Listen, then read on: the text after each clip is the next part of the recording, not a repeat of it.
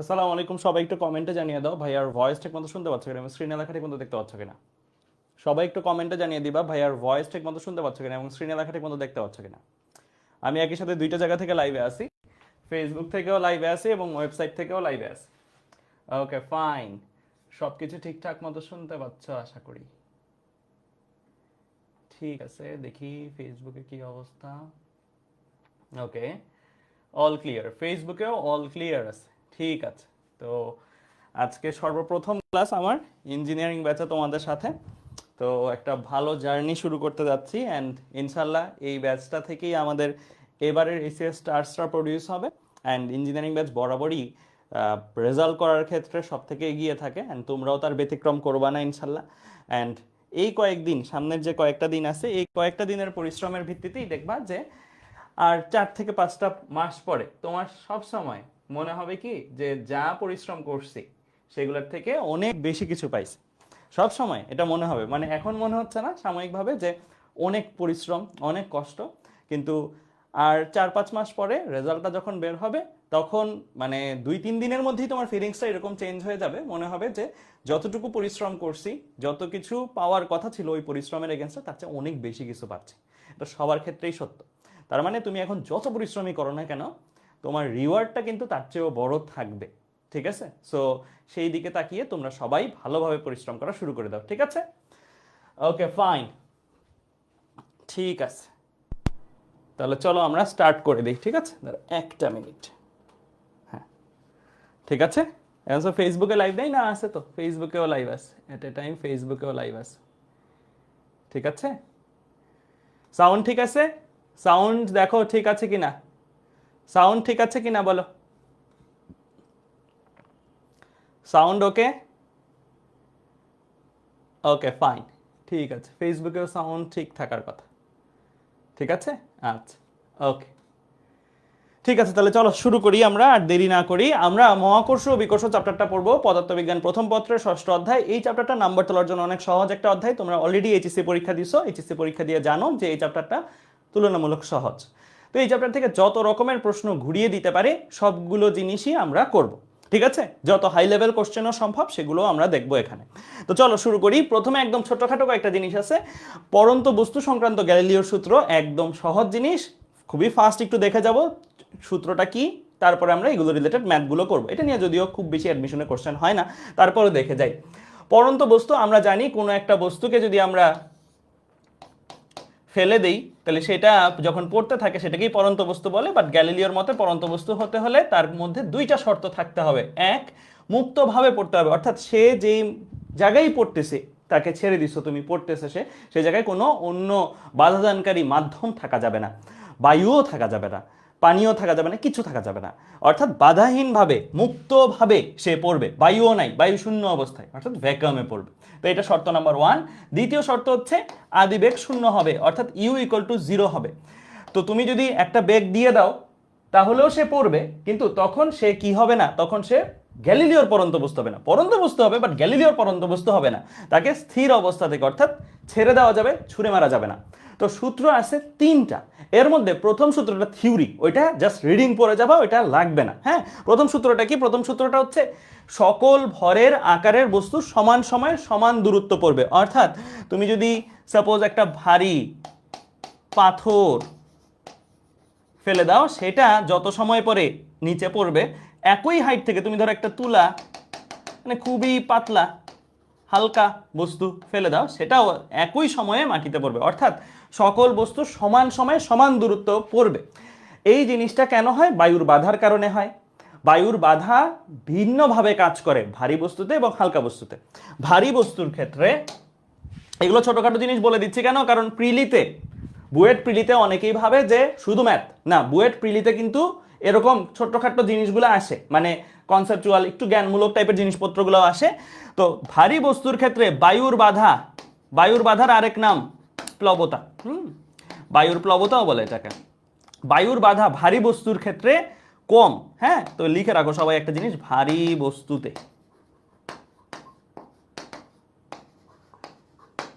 বায়ুর বাধা বা প্লবতা, ঠিক আছে, বায়ুর বাধাটা কম কারটাতে বেশি, হালকা বস্তুতে, যেমন এটার ক্ষেত্রেও বায়ুর বাধা যেটা আসবে এটা কম্পারেটিভলি বড় একটা ভ্যালু, ঠিক আছে। তো হালকা বস্তুতে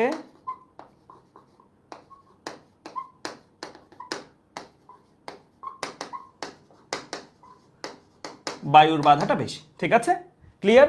তো স্বাভাবিক এটাতে বাধা বেশি, এর জন্য এটা আসতে পড়তেছে, এটাতে বাধা কম, সেটা ধীরে পড়তেছে। কিন্তু আমাদের যদি বায়ুর বাধাটা না থাকে, মানে গ্যালিলিওর যে শর্ত, গ্যালিলিওর শর্তে তো বায়ুর বাধা থাকা যাবে না, তখন কিন্তু সমান সময়ে সমান দূরত্ব পড়বে। বাস্তবের কথাটা বললাম, এটা হচ্ছে বাস্তবে এরকম হয়, বাট গ্যালিলিওর পরন্ত বস্তুর সময় কিন্তু এই বায়ুর বলতে অস্তিত্ব নাই, তার মানে দুইটা সমান সময়ে সমান দূরত্বই পড়বে, ঠিক আছে। এটা হচ্ছে বাস্তবে এই জিনিসটা এক্সিস্ট করে, তাই ভারী বস্তু আগে পড়ে, হালকা বস্তু পরে পড়ে, ঠিক আছে। আচ্ছা, এরপর আসো সেকেন্ড ল। সেকেন্ড লটা কি? সেকেন্ড লটা হলো, এটা আমি একটু মুছলাম, ঠিক আছে, ডুপ্লিকেট করে দিই একটু, একটা মিনিট। হ্যাঁ, সেকেন্ড লটা হচ্ছে ফর্মুলার, এইখান থেকে আমাদের লাগবে। ধরো এই যে একটা বস্তু আছে, এই বস্তুটা পড়তেছে ওপর থেকে গ্যালিলিওর শর্ত মেনে নিচের দিকে পড়তেছে, পড়ার সময় সে টি সময় ধরো এক্স পরিমাণ নিচে, টি সময় পরে সে ধরো এই জায়গাটাতে আসলো, সে তো পড়তেছে নিচে পড়তেছে কন্টিনিউয়াসলি, টি সময় পরে সে এই হাইটটাতে এই পজিশনটাতে আসলো, এই পজিশনটাতে আসার পরে তার কিন্তু একটা বেগ অ্যাচিভ হয়ে যাবে। আগে বেগ শূন্য ছিল, কিন্তু সময়ের সাথে সাথে তার বেগ একটা অ্যাচিভ হবে, যেই বেগটা অ্যাচিভ হলো সেটা ধরে নিলাম ভি। তো গ্যালিলিও বলছে এই ভি আর টি পরস্পর সমানুপাতিক, অর্থাৎ যত বেশি সময় পড়তে দিবা তত বেশি বেগ সে অর্জন করবে। স্বাভাবিক, ত্বরণ কাজ করতেছে, ত্বরণ তার বেগ বাড়াচ্ছে। এখান থেকে আমাদের অ্যাপ্লাইড ফর্মটা লাগবে। আমি তোমাদের এই জিনিসটা দেখাচ্ছি একটা কারণে, সেটা হচ্ছে যে কোনো সমানুপাতিক ব্যস্তানুপাতিক থেকে কিভাবে সূত্র দাঁড় করাবা সেটা যেন তোমরা পারো। ভি সমানুপাতিক টি, এখান থেকে সূত্র কিভাবে দাঁড় করবা, আমাকে ফলো করো।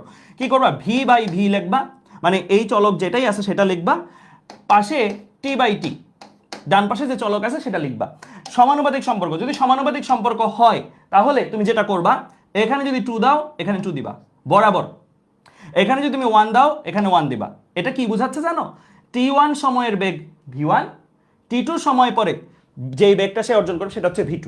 তো সমানুপাতিক থেকে সাকসেসফুলি আমরা অনুপাত দাঁড় করিয়ে ফেলছি। এই জিনিসটা খুবই বেশি কাজে লাগবে, বিশেষ করে রিটেন এক্সামগুলোর ক্ষেত্রে, যেমন বুয়েট অ্যাডমিশন টেস্ট, সেখানে যে কোনো সম্পর্ক, যে কোনো সমানুপাতিক ব্যস্তানুপাতিক সম্পর্ক থেকে তোমার এরকম রেশিও দাঁড় করে ফেলতে হবে, তারপরে ম্যাথ করতে হবে। কারণ এখানে কিন্তু বারবার দুইবার লেখা যাবে না, v1 ইজ ইকুয়াল টু ধ্রুবক into t1, v2 is equal two ধ্রুবক ইন্টু t2, তারপরে ভাগ, এত সময় নাই। তোমার ডিরেক্টলি সমানুপাতিক ব্যস্তানুপাতিক থেকে এরকম সূত্র দাঁড় করাই ফেলতে হবে, ঠিক আছে, বুঝতে পারছো? ওকে ফাইন, এরপরে আমি চলে যাই। এইটা হচ্ছে যদি তোমাকে দুইটা সময় আর দুইটা বেগের মধ্যে সম্পর্ক লিখতে বলে বা সম্পর্ক কাজে লাগে, বাট মাঝে মাঝে এমনও প্রশ্ন আসবে সেখানে দুইয়ের অধিক সম্পর্ক এবং দুইয়ের অধিক বেগ এবং দুইয়ের অধিক সময়ের মধ্যে সম্পর্ক লাগতে পারে। তখন এইটা না ইউজ করে তুমি যেটা ইউজ করবা, মানে এটারই আরেকটা ভার্সন যেটা ইউজ করবা, সেটা হচ্ছে এরকম v1 is to v2 is to v3 is to, এরকম করে যতটা লাগে যতটা লাগে তুমি এরকম দিতে থাকবা, ইজ ইকুয়াল টু দিয়ে, যেহেতু সমানুপাতিক কোনো পাওয়ার নাই তাই t1 is to t2 is to t3 এভাবে দিয়ে দিবা। এটা হচ্ছে সমানুপাতিক সম্পর্কের ক্ষেত্রে 1 আগে 1 আগে, 3 শেষে 3 শেষে, মানে 1 2 3 1 2 3 এভাবে। যদি ব্যস্তানুপাতিক সম্পর্ক হইতো, যদিও আমি এখানে ব্যস্তানুপাতিক সম্পর্ক নাই, বাট ধরো সাপোজ এরকম একটা জিনিস আছে a ব্যস্তানুপাতিক b, সেখান থেকে তোমার এরকম রেশিও দাঁড় করাতে হবে। তখন কি 1 2 3, মানে v1 is to v2 is to v3, আর পরেরটা যখন লিখতা তখন 3 2 1, মানে অপোজিট ক্রমে লিখতা, অপোজিট ক্রমে লিখতা, এটা একটা উপায়। অথবা 1/t1 is to 1/t2 is to 1/t3 এভাবেও লেখা যায়, ঠিক আছে। তো এটা আমি শিখাই দিচ্ছি তোমাদেরকে, কারণ এগুলো বলা যায় না কোথায় কোন জায়গায় কোন সূত্রে কাজে লাগে, ঠিক আছে। আচ্ছা, তার মানে আমরা এই সম্পর্কগুলো কাজে লাগাই, যে কোনো একটা সময়ের বেগ জানলে অন্য আরেকটা সময়ের বেগ কত সেটা বের করে ফেলতে পারবো। গেল সেকেন্ড ল। এবার আসি থার্ড ল। থার্ড লটা কি ছিল? থার্ড লটা হচ্ছে এই যে সে পড়তেছে, কতটুকু হাইট সে নিচে পড়লো, কতটুকু হাইট সে নিচে পড়লো সময়ের সাথে সাথে, সেটাকে আমরা এইচ দিয়ে যদি প্রকাশ করি, ধরে নাও সে এখান থেকে পড়া শুরু করছে, টি সময় সে এইচ পরিমাণ হাইট নিচে পড়লো, তাহলে এইচ আর টি এর মধ্যে রিলেশনশিপ স্থাপন করে কি তৃতীয় সূত্রটা। তৃতীয় সূত্রটা কি ছিল? এইচ সমানুপাতিক টি স্কোয়ার। এখান থেকেও যখন অনুপাত ভিত্তিক সম্পর্ক দাঁড় করাবা, সেই সম্পর্কটা হবে এরকম, কিভাবে লিখে, H by H is equal to কত, T square by T square. আগে সরাসরি এই জিনিসটা লিখে ফেলবা। সমানুপাতিক সম্পর্ক, সমানুপাতিক সম্পর্ক যদি হয় তাহলে কি করতে হবে, এখানে যদি 2 দাও এখানে 2 দিবা, 2 এর বরাবর 2, এখানে যদি 1 দাও, এখানে 1 দিবা, 1 এর বরাবর 1, সমানুপাতিক সম্পর্ক থেকে অনুপাত দ্বার করানো শিখাই দিছি। কিন্তু ব্যস্তানুপাতিক হলে কি করতাম, 2 এর কোনাকোনি 2 দিতাম, 1 এর কোনাকোনি 1 দিতাম, মানে H2 T2 এভাবে হইতো যদি ব্যস্তানুপাতিক হইতো। আমার এখানে সমানুপাতিক, তাই বরাবর। ঠিক আছে, আচ্ছা। তো আবারও এইখানেও যদি তোমার 2 এর অধিক দূরত্ব আর সময়ের সাথে সম্পর্ক লাগে, তখন তুমি কি করবা, তখন just simply H1 H2 H2 H3। এখন কিন্তু পাওয়ার আছে টি এর, তাই তুমি পাওয়ারগুলোর জন্য লিখে ফেলবে একইভাবে T1 square T2 square T3 square, বাস ডান। এভাবে তোমার যতগুলো সময় যতগুলো দূরত্বের মধ্যে সম্পর্ক লাগবে সবগুলো লিখে ফেলতে পারবে। ঠিক আছে, আচ্ছা। তাহলে আমরা কিন্তু একটা সময়ে কতটুকু হাইট সে পড়লো, এজ কিন্তু কতটুকু হাইট পড়লো, নট মাটি থেকে কতটুকু উপরে, কতটুকু হাইট সে পড়লো, এটা যদি জানি একটা টি সময় পরে কতটুকু হাইট পড়লো, অন্য আরেকটা টি সময় পরে আরো কত হাইট পড়বে, সেটা এই সম্পর্কগুলো থেকে বের করে ফেলতে পারবো। তাহলে চলো এবার একটা প্রিলি স্ট্যান্ডার্ড কোশ্চেন সলভ করে ফেলি। এটা বোর্ডেও আসে, প্রিলিতেও আসে, প্রিলির মধ্যে আসার মতন। তো সবাই একটু প্রবলেমটা লিখবা। আরেকটা জিনিস তোমাদের সবাইকে বলে রাখি, অনেকেই হয়তো আমার সাথে ফার্স্ট ক্লাস করতেছো, আমি যেগুলা বোর্ডে লিখবো সেগুলো অবশ্যই তুলতে হবে, আর যেগুলো স্লাইডে লেখা থাকবে সেগুলো তোমরা তো পেয়েই যাবা। তারপরও স্লাইডে লেখা কিছু জিনিস আমি তুলতে বলবো, সেগুলো অবশ্যই তুলবা। যেমন এই প্রশ্নটা তোলো, অপশন তোলা দরকার নাই, শুধু এই প্রশ্নটা তুলবা, অপশন তোলা দরকার নাই। এটার অ্যান্সার তোমরা মুখেই করে ফেলার কথা। তোমরা যেহেতু ইঞ্জিনিয়ারিং টার্গেট নিচ্ছ, তোমাদের জন্য এগুলা একদম পানি লেভেলের প্রশ্ন। ঠিক আছে, তো কি বলছে, মুক্তভাবে পরন্ত বস্তু 1 সেকেন্ড 2 সেকেন্ড 3 সেকেন্ডে অতিক্রান্ত দূরত্বের অনুপাত কত। মানে সহজ কথায় T1 T2 T3 দিয়ে দিস। 1 সেকেন্ড পরের অতিক্রান্ত দূরত্ব কত, 2 সেকেন্ড পরের অতিক্রান্ত দূরত্ব কত, 3 সেকেন্ড পরের অতিক্রান্ত দূরত্ব, এগুলো রেশিও বের করতে বলছে। তো আমরা সবাই শিখে আসছি গ্যালিলিওর পরন্ত বস্তু সূত্র, H সমানুপাতিক T স্কয়ার। এখান থেকে আমরা যেহেতু আমি দেখতে পাচ্ছি 2 এর অধিক সময়ের মধ্যে রিলেশনশিপ স্থাপন করতে হবে, তাহলে কি লিখবো, H1 H2 H3। এটা হচ্ছে 2 এর অধিক যেহেতু, তাই 3টা চলক লিখলাম। এবার সময়ের ক্ষেত্রে সময়ের সূত্রটার কি ছিল, স্কয়ার দিয়ে, তাই T1 square T2 square T3 square, সমানুপাতিক সম্পর্ক। তাই কিন্তু দেখো 1 2 3 1 2 3 সিরিয়ালটাই ভাবে। ঠিক আছে, ব্যস্ত আমরা দেখলে উল্টা করে দিত। ওকে, তাহলে আমি T1 স্কয়ার, T1 এর জায়গায় কত লিখবো, 1 স্কয়ার 2 এর জায়গায় কত লিখবো, 2 স্কয়ার T3 এর জায়গায় কি লিখবো, 3 স্কয়ার, কারণ যথাক্রমে 1 2 3 সেকেন্ড পরের সময়গুলো দেওয়া ছিল, রাইট।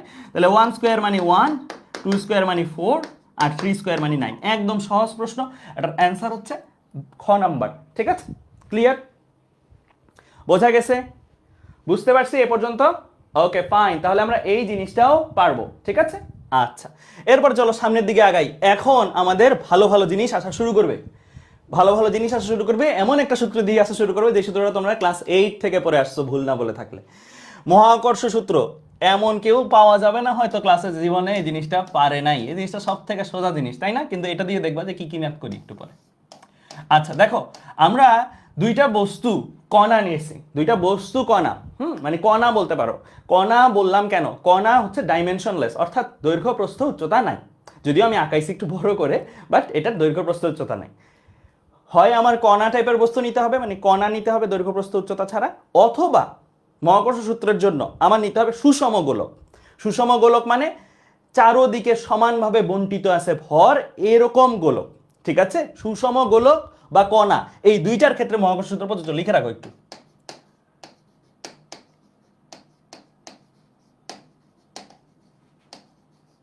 সুষম গোলক বা কণা, এই দুইটার ক্ষেত্রে আমার মহাকর্ষ সূত্রটা প্রযোজ্য।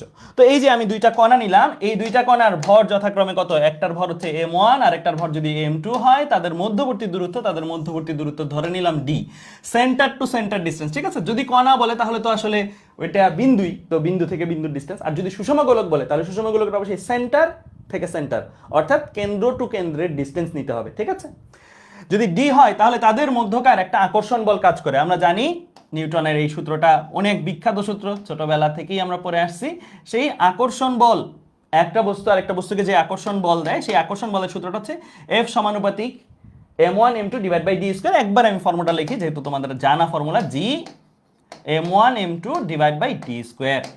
এই ফর্মুলাতে আমি যদি এই বস্তুর ভর বসাই দিই, এই বস্তুর ভর বসাই দিই এবং তাদের সেন্টার টু সেন্টার ডিসটেন্স বসাই দিই স্কয়ার হিসেবে।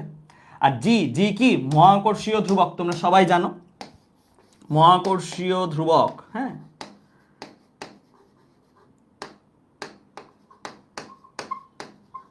এটার ভ্যালু কত 6.67 ইন্টু 10⁻⁻11, রাইট? ঠিক আছে, সো এটার এককটা কত একটু বলে ফেলো তো, এটার এককটা কত একটু বলে ফেলো। এটা কিন্তু সার্বজনীন মহাকর্ষ ধ্রুবক। তো এই জি জানলে, M1 জানলে, M2 জানলে, ডি জানলে বসাই দিলে এই বস্তুকে কত বলে আকর্ষণ করছে সেটা পেয়ে যাবে। এই আকর্ষণ বল কিন্তু দোনোজনের মধ্যে বিদ্যমান, অর্থাৎ এই বস্তুটাকে এই বস্তুকে এই বলেই আকর্ষণ করবে এবং এই বস্তুটাও এই বস্তুকে একই বলে আকর্ষণ করবে। ঠিক আছে, সবাই সবাইকে সমান বলে আকর্ষণ। এই তো এককটা বলে ফেলছে অনেকে, নিউটন মিটার স্কোয়ার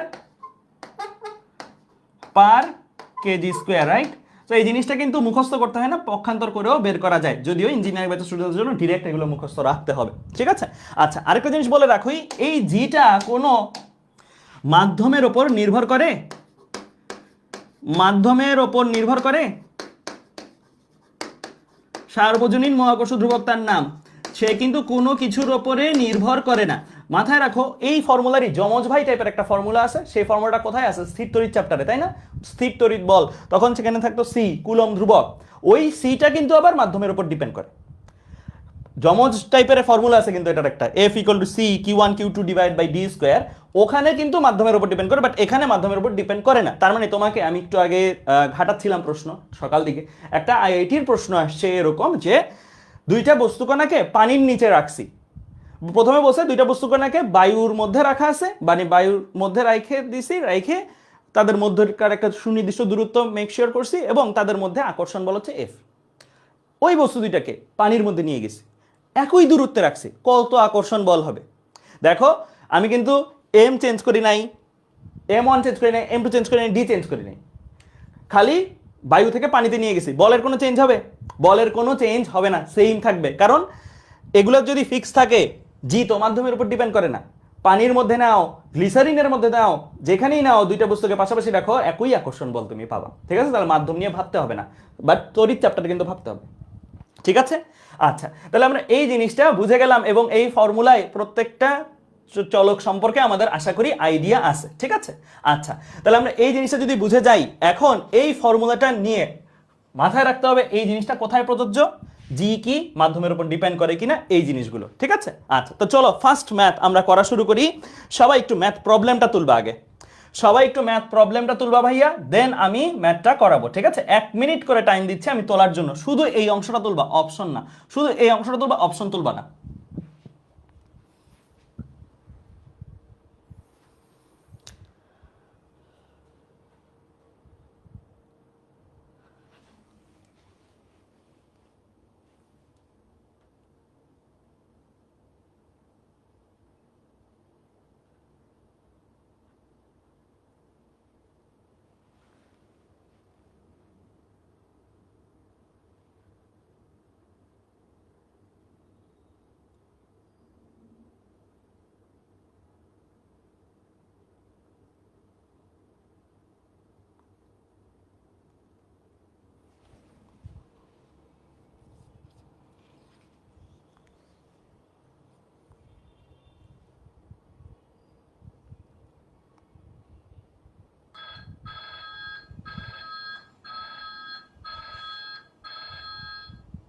ওকে তুলছো? Okay fine. দেখো এখানে কি বলছে, ধরা যাক দুইটি বস্তুর মধ্যকার মহাকর্ষীয় আকর্ষণ বল 1/r3 এর সঙ্গে সমানুপাতিক। আমরা কিন্তু সূত্রটা শিখে আসছি কি, বর্গের ব্যস্তানুপাতিক, অর্থাৎ 1/r² এর সমানুপাতিক, 1/d² সমানুপাতিক যেটাই বলো। কিন্তু এখানে স্যাররা বলছে একটু চেঞ্জ করে, প্রশ্নটা একটু বলছে চেঞ্জ করে, অর্থাৎ মহাকর্ষ যে আকর্ষণ বলটা এটা এরকম। ঠিক আছে, মধ্যকার দূরত্বের ঘনের ব্যস্তানুপাতিক, 1/r³ যদি বলো তাহলে সমানুপাতিক, 1/r³ এর সমানুপাতিক, r³ এর ব্যস্তানুপাতিক। আর ব্যাসার্ধ বিশিষ্ট দুটি সদৃশ গোলককে পরস্পরের সংস্পর্শে রাখা আছে, তাহলে মধ্যকার মহাকর্ষীয় বল দূরত্বের সঙ্গে কিভাবে পরিবর্তিত হবে, মানে এফ এর সাথে আর এর রিলেশনশিপটা জানতে চাইছে। তো এই ম্যাথটা বোঝার জন্য তুমি যদি চিত্রটা এঁকে নাও তাহলে হচ্ছে ফাইন। আমার কি বলছে, স্মল আর ব্যাসার্ধের, ক্যাপিটাল আর ব্যাসার্ধের দুইটা গোলক, হ্যাঁ, তো এটা একটা ক্যাপিটাল আর ব্যাসার্ধের গোলক এবং ওর সাথে আরেকটা ক্যাপিটাল আর ব্যাসার্ধের গোলক, হ্যাঁ, দুইটাকে সংস্পর্শে রাখতে বলছে। সংস্পর্শ মানে একদম কাছাকাছি, একদম কাছাকাছি লাগিয়ে রাখতে বলছে।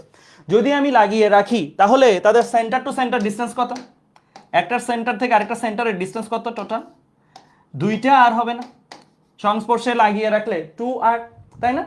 2r হচ্ছে তাদের মধ্যকার দূরত্ব। তাহলে আমার এই যে ফর্মুলাটা, এই ফর্মুলাটা কিরকম হবে দেখো, যদিও আমরা শিখে আসছি মেইন ফর্মুলা এরকম, F = G কত, বস্তু দুইটার ভর ধরে নিলাম m1 m2 divide by d², এটা শিখে আসছি। কিন্তু আমার এই প্রশ্নের খাতিরে আমার এটা একটু চেঞ্জ করতে হবে। এটা চেঞ্জ করে কি লিখতে হবে, যে এই জিনিসটা তারা বলে দিছে r3, মধ্যবর্তী দূরত্ব কিউব, ঠিক আছে, প্রশ্নের খাতিরে, ঠিক আছে। এখন আমি এখানে ভ্যালুগুলো বসানো শুরু করে দিব। তো চলো ভ্যালুগুলো বসানো শুরু করে দিই। আমার জি তো জি এর মতনই থাকবে। m1 ভরকে কিভাবে লেখা যায়, এটা লেখা যায় না, m = ρv, ঘনত্ব ইনটু আয়তন লেখা যায়। আর বস্তুগুলা কি বস্তু, গোলক বস্তুর আয়তনের সূত্র m = প্রথমত লিখতে পারি ρv, আবার গোলক বস্তু বিধায় ভি কে কি লেখা যায় 4/3 পাই r³ লেখা যায় কিনা, পাই r³ লেখা যায়, আয়তনটাকে ভাঙায় লিখলাম আর কি, যেহেতু গোলক। আচ্ছা, তাহলে আমরা এখন m1 কেও চলো সেম ভাবে ভাঙায় লিখি এবং m2 কেও সেম ভাবে ভাঙায় লিখি, ঠিক আছে। m1 কে ভাঙায় লিখলে রো 4/3 পাই r³, তেমনি গুণ আকারে আবার আরেকটা রো 4/3 পাই r³। বেসিক্যালি একটা স্কোয়ার লিখে স্কোয়ার দিয়ে দিলেই হয়ে যেত, তারপর তোমাদের বোঝানোর খাতিরে আমি একটু ভাঙাই লিখছি, ঠিক আছে। আর মধ্যবর্তী দূরত্ব কিন্তু স্মল আর নিলে ভুল হবে। মধ্যবর্তী দূরত্ব কত, মধ্যবর্তী দূরত্ব মানে স্মল আর, যেটাকে আমরা বলতেছি মধ্যবর্তী, এখানে মধ্যবর্তী দূরত্বটাই কিন্তু 2r, দুইটা ব্যাসার্ধের সমান, ঠিক আছে। তাহলে আমি স্মল আর এর জায়গায় কি লিখবো, 2r লিখবো, কারণ কেন্দ্র থেকে কেন্দ্রের মধ্যবর্তী দূরত্ব হচ্ছে 2r, ঠিক আছে। স্মল আর হচ্ছে কেন্দ্র থেকে কেন্দ্রের দূরত্ব, আর ক্যাপিটাল আর হচ্ছে একটা গোলকের ব্যাসার্ধ, কারণ বলে দিছে একটা গোলকের ব্যাসার্ধকে ক্যাপিটাল আর ধরো। তাহলে ক্যাপিটাল R হোল কিউব। তাহলে দেখো জিনিসটা কি দাঁড়াবে, বাকি সব জিনিসগুলোতে ফোকাস আমার লাগবে না, কারণ আমি শুধু আর নিয়ে চিন্তা করতেছি। আর এর জিনিসটাই চিন্তা করো, নিচে কি বাকিগুলো লিখতেছি না, আমি জাস্ট আর নিয়ে চিন্তা করতেছি, ঠিক আছে। 8r³, ঠিক আছে। আর 8r³, আর ওপরের জিনিসগুলো কি আছে, r³ আছে, মানে এখানে একটা r³ আছে, বাকি কিছু লিখতেছি না, এগুলো বক্স রেখে দাও, কারণ আমার ওইগুলো দরকার নেই, ওইগুলো যেহেতু অপশনেও নেই, দরকারও নেই। তাহলে একটা r³ চলে গেলে থাকবে কি, থাকবে শুধু f সমান, মানে বাকিগুলো তো ধ্রুবক তো সব সরে যাবে, f এর সাথে শুধু একটা r³ রয়ে যাবে না, একটা r³ রয়ে যাবে। তাহলে আমি এটা বলতে পারি এরকম, f সমানুপাতিক ক্যাপিটাল R³, ঠিক আছে, বুঝতে পারছো। নিচের r³ সাথে একটা r³ কাটা গেছে, কিন্তু আরেকটা r³ তো রয়ে গেছে। তাহলে আমার এখানে কারেক্ট অ্যান্সার কোনটা, কারেক্ট অ্যান্সার হচ্ছে খ নাম্বার, ঠিক আছে, বুঝতে পারছি, ডি নাম্বার। তো সাবধান, এই জায়গায় বেশিরভাগ স্টুডেন্টই যে ভুলটা করবে, ক্যাপিটাল আর দিয়ে দিবে, এইটাই সাবধানতা অবলম্বন করতে হবে, ঠিক আছে। প্রিলি টাইপের কোশ্চেন কিন্তু এটা, বুয়েট প্রিলি স্ট্যান্ডার্ড, মনে হবে অনেক সোজা প্রশ্ন আসছে, পরীক্ষাও দিয়ে আসবা, পরীক্ষা দিয়েও বুঝবা না যে ভুল গেছে, বাট রেজাল্টের দিন দেখবা রেজাল্ট আসে নাই। কি কারণে আসে নাই, এই ছোট্ট খাট্ট জিনিসের জন্য, ঠিক আছে। এইটাতে সাবধান, আমি ইচ্ছা করে এই কোশ্চেনটা সেট করছি এই কারণে যে ধোকাটা যেন খাও এবং পরবর্তী যেন শিক্ষা পাও, ঠিক আছে। দেখো এবার আসি পরের প্রশ্নটাতে, এটা জাস্ট ফার্স্ট তুলে ফেলো, এটার জন্য টাইম দেওয়া লাগবে না আলাদাভাবে, জাস্ট এই লাইনটা তুলবা আর কিছু না। জি এর মান ধীরে ধীরে কমলে চাঁদের গতি কি হবে, জি এর মান ধীরে ধীরে কমলে চাঁদের গতিটা কি হবে জানতে চাইছে। তোমরা একটু প্রশ্নটা তুলো, আমি চিত্রটা আঁকি, ঠিক আছে। চিত্রটাও তোমরা এঁকে ফেলতে পারবে 1 সেকেন্ডের মধ্যে, কোনো চিন্তা নাই।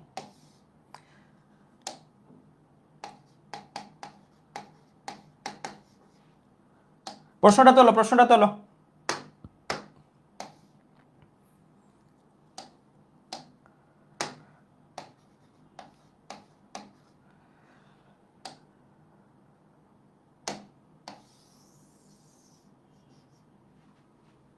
তুলছো, ওকে ফাইন। দেখো এখানে কি বলছে, যে যদি জি এর মান ধীরে ধীরে কমতে থাকে তাহলে চাঁদের গতি কি হবে। প্রথমত জি যদি ফিক্স থাকে, আমাদের জি তো নরমালি ফিক্সডই, রাইট, জি তো ফিক্সডই নরমালি। জি ফিক্স থাকা মানে কি, তাদের মধ্যকার দূরত্ব, তাদের ভর ফিক্স থাকলে এফও ফিক্সড। এফ মানে কি, তাদের মধ্যকার আকর্ষণ বল। এই আকর্ষণ বলটা এই ঘূর্ণনশীল বস্তুতে কি হিসাবে কাজ করে, এই যে চাঁদ যে ঘুরতেছে, এই আকর্ষণ বলটা ঘূর্ণনশীল বস্তুর ক্ষেত্রে কি হিসাবে কাজ করে, কেন্দ্রমুখী বল হিসেবে কাজ করে না, কেন্দ্রমুখী বল। আমরা জানি যে কোনো বস্তু যখন ঘোরে তখন তার ঘোরাটা সম্পন্ন করার জন্য একটা কি দরকার, কেন্দ্রমুখী বল দরকার। কেন্দ্রমুখী বল ছাড়া কেউই ঘুরতে পারবে না, কেউ কোনো বাঁকও নিতে পারবে না, ঠিক আছে।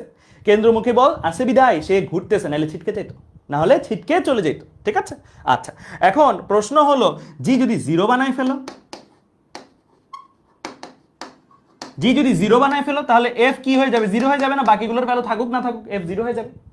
এফ যদি জিরো হয়ে যায় মানে কেন্দ্রমুখী বল জিরো। কোনো বস্তু ঘুরতেছিল তার কেন্দ্রমুখী বল হঠাৎ করে জিরো বানায় ফেলছো, মানে কি ধরো একটা বস্তুকে সুতা দিয়ে বেঁধে ঘুরাচ্ছ, সুতাটা হঠাৎ করে কেটে দিচ্ছ, কি হবে? ছিটকে যাবে, অর্থাৎ সে বাইরের দিকে ছিটকে চলে যাবে, তাই না? মানে সে আর ঘুরবে না, সে বাইরের দিকে ছিটকে চলে যাবে, দূরে যেতে থাকবে, অর্থাৎ সে তার ব্যাসার্ধ ইনফিনিটি, তার ব্যাসার্ধ ইনফিনিটি, ঠিক আছে, বাইরে ইনফিনিটি হয়ে গেছে। এখন প্রশ্ন হলো এই দুইটার মাঝখানে যদি কিছু একটা করি, জি কমানো শুরু করি, এটা তো ফিক্সড একটা ভ্যালু, এটা জিরো বানাইলাম, এর মাঝখানে কিছু মানে কি জি কমাচ্ছি, কমালে এফও কমবে। আর এফ যদি কমে, কেন্দ্রমুখী বল যদি কমে, তাহলে কি সে আগে যে বৃত্তপথে ঘুরতো, এখন এখন যেহেতু এই যে যেমন এটার ক্ষেত্রে একটা আর এর ভ্যালু ছিল, হ্যাঁ আর ফিক্সড একটা ভ্যালু ছিল, এটার ক্ষেত্রে সে যদি ছিটকে গেছে তাহলে আর কি ইনফিনিটি হয়ে গেছে, আর এটা কি আর বাড়বে, তাই না? বাড়তে বাড়তেই তো ইনফিনিটি হবে নাকি? কমতে কমতে তো ইনফিনিটি হবে না, বাড়তে বাড়তেই তো ইনফিনিটি হবে। তো আলটিমেটলি জিনিসটা দাঁড়াবে কি, সে ঘুরতে ঘুরতে ঘুরতে ঘুরতে বাইরের দিকে সরে যাবে, এই শেপটা এরকম, এটাকে বলে স্পাইরাল আউটওয়ার্ডস, অর্থাৎ বহির্মুখী, সর্পিলাকার বহির্মুখী, বাংলায় বললে সর্পিলাকার বহির্মুখী। তোমাদের খাতার মধ্যে স্পাইরাল খাতা আমরা মাঝে মাঝে কিনি, তাই না? প্যাড, যে প্যাডের যে সাইডে যে বাইন্ডিংসটা, তাই না? এটা সর্পিলাকার, আরো ক্লিয়ারলি বললে সর্পিলাকার বহির্মুখী, সর্পিলাকার বহির্মুখী, এটাও লিখে রাখো।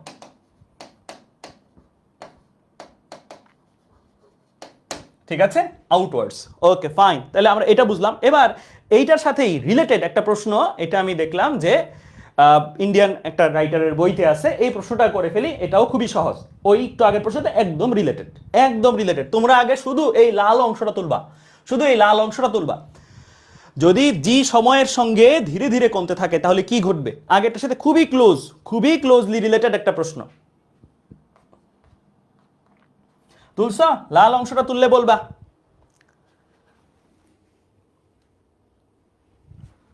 তোলা হয়েছে?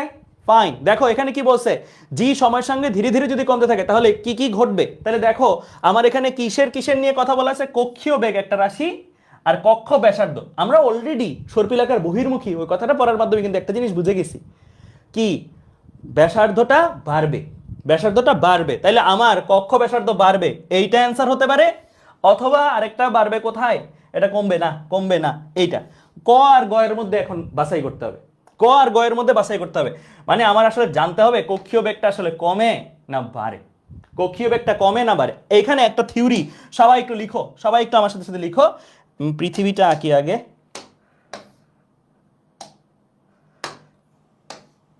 যে কোনো বস্তু যখন আরেকটি বস্তুকে বা আরেকটি বিন্দুকে কেন্দ্র করে ঘোরে তখন তার কি থাকে, তখন তার কি থাকে? একটা সূত্র নিউটনীয় বলবিদ্যা অধ্যায়ে তোমরা পড়েছো বা পড়বা, সামনে অপূর্ব দাদা পড়াবেন তোমাদেরকে, সেখানে একটা টার্ম তোমরা পড়বা, সেটা হচ্ছে নিউটনের কৌণিক বলের সূত্র। সেখানে পাবা কৌণিক ভরবেগ ধ্রুবক থাকে, ভরবেগের সংরক্ষণ সূত্র আছে যেমন, তেমনি কৌণিক ভরবেগেরও সংরক্ষণ সূত্র আছে। কৌণিক ভরবেগ ধ্রুবক থাকবে, অর্থাৎ যাই হয়ে যাক এই বিন্দুতে তার যা কৌণিক ভরবেগ, সে যখন জি কমলো বা বাড়লো, এরপরে সে বাইরে যাক ভেতরে যাক, স্পাইরাল হিসেবে সে বাইরে যেতে থাকুক ভেতরে যেতে থাকুক, তার এই পয়েন্টে আসার পরে যে কোনো জায়গায় তার কৌণিক ভরবেগ, কৌণিক ভরবেগ কি দিয়ে প্রকাশ করে? এল, এল কনস্ট্যান্ট থাকবে, এল কি কনস্ট্যান্ট থাকবে। যে কোনো ঘূর্ণনশীল বস্তু সে ঘুরতে ঘুরতে সর্পিলাকারে বাইরে যাক ভেতরে আসুক যাই হোক, তার প্রতিটি বিন্দুতে এল ধ্রুবক থাকবে। এল কি? কৌণিক ভরবেগ। কৌণিক ভরবেগ রাশিটা তোমরা যদিও নিউটনীয় বলবিদ্যা অধ্যায়ে পড়বা, তাও আমার এখানে লিখে দিই, L equal to I omega. I কি? জড়তার ভ্রামক, ওমেগা কি? কৌণিক বেগ। এগুলো পড়বা, তোমরা অলরেডি পড়েও ফেলছো হয়তো। এই আই ওমেগা, আইকে ভাঙায় তোমরা জানো বিন্দু আকৃতির বস্তু, নরমালি সুষম গোলক বা বিন্দু আকৃতির বস্তুগুলোর ক্ষেত্রে আমরা এম আর স্কয়ার টার্মটাই বেশিরভাগ ইউজ করি। আর ওমেগা কি? ওমেগা হচ্ছে আমার ভি বাই আর, রাইট? তার মানে জিনিসটা দ্বারা এরকম এম ভি আর। এই জিনিসটার পরিচয় তোমরা আরেক জায়গায় পড়ছো, কৌণিক ভরবেগ এটা আরেক জায়গায় পড়ছো। কোথায়? কেমিস্ট্রিতে, গুণগত রসায়ন চ্যাপ্টারে তোমরা বোর পরমাণু মডেলেও কিন্তু পড়ছো, তাই না? কৌণিক ভরবেগ M V R equal to NS by 2 pi, এরকম করে পড়ছো। আমরা ইলেকট্রনের ক্ষেত্রে কাজ করতেছি না, এনএস বাই 2 পাইটা আসবে না, কিন্তু এম ভি আর জিনিসটা আসবে। এম ভি আর জিনিসটা হচ্ছে কৌণিক ভরবেগের রাশিমালা। এইটা থেকে কেন শেখাচ্ছি? এল কনস্ট্যান্ট থাকা মানে কি? এম ভি আর কনস্ট্যান্ট থাকা, যেহেতু L equal to M V R. এখন M V R equal to constant, M তো কনস্ট্যান্ট থাকবেই, ভর সবসময় একই থাকে, সে সর্পিলাকারে বাইরে যাক বা ভিতরে থাক। ভি আর আর হচ্ছে আমার চলক, ভি আর আর থেকে আমার ডিসিশন নিতে হবে। তাহলে দেখো তো, আমি যদি ভিটাকে এক পাশে রেখে আরটাকে আরেক পাশে করে দিই, জিনিসটাকে এরকম দাঁড়ায়, কনস্ট্যান্ট বাই আর না, কনস্ট্যান্ট বাই আর। এই জিনিসটাকে একটু কনস্ট্যান্ট আর সমান সমান উঠাই নিয়ে, আমরা জানি সমান সমান আর ধ্রুবক উঠায় সমানুপাতিক আনা যায়, সমানুপাতিক যদি নিয়ে আসলে কি লেখা যায়, ভি ব্যস্তানুপাতিক আর। অর্থাৎ যদি জি ধীরে ধীরে কমাই, অলরেডি আমরা জানি জি ধীরে ধীরে কমাইলে আর বাড়ে, তাই না, আর বাড়তে থাকে। আর যদি বাড়ে তাহলে এই সূত্র তোমাকে কি বলে, আর বাড়লে ভি কি কমবে না বাড়বে, ভি কমবে, ভি কমবে। এই সূত্র থেকে আমরা পাইছি আর বাড়লে ভি কি কমবে, অর্থাৎ আমার চাঁদের কক্ষীয় বেগ কমবে এবং কক্ষ ব্যাসার্ধ বাড়বে। অর্থাৎ চাঁদটা এখানে সে যেই ভেলোসিটি তার ছিল, এই যে সর্পিল আকারে সে যখন বাইরে যাবে, এখানের ভেলোসিটিটা কমতে থাকবে। এটা যদি ভি1 হয়, এটা যদি ভি2 হয়, ভি2টা ছোট হবে কাটছে ভি1 এর চেয়ে। যত সে বাইরে যেতে থাকবে ততই তার বেগটা কমতে থাকবে। ঠিক আছে, ক্লিয়ার, বুঝতে পারছো, বোঝা গেছে? তাহলে আগেরটার সাথে খুবই ক্লোজলি রিলেটেড এই টাইপের প্রশ্নগুলো প্রিলির জন্য জরুরি। ঠিক আছে, প্রিলি এবং সিকে রুয়েটের জন্য। ঠিক আছে, লেখা হলে বলিও, লেখা হলে বলিও, লেখা হলে ডান বলবো, ছোট করে ডি লিখলেই হবে, ছোট করে ডি লিখলেই হবে। ঠিক আছে, আচ্ছা এবার চলো সামনের দিকে আগাই। এটা ডান। এবার মজার একটা প্রবলেম, খুব ভালো একটা প্রবলেম, এই প্রবলেমটা আমরা সলভ করব। সবাই একটু এই প্রবলেমটা তুলে ফেলবা। এই প্রবলেমটা তোলার জন্য দেখি 1.5 মিনিট টাইম দিব। দেখি, আমি ক্লাস নিতে আসার আগে আজকে সকালে পোস্ট দিছি, তোমরা বলতেছো যে ভাইয়া অভি ভাইয়ের মতন টাইম দিয়েন প্রশ্ন তোলার জন্য। অভি ভাই কত টাইম দেয় তোমাদের প্রশ্ন তোলার জন্য? এই টাইপের প্রশ্নের জন্য কত টাইম দেয়? 1 মিনিট। আচ্ছা আমি 1.5 মিনিট দিছি, আরো উদারতার পরিচয় দিছি। ঠিক আছে, ওকে, তোলো এটা।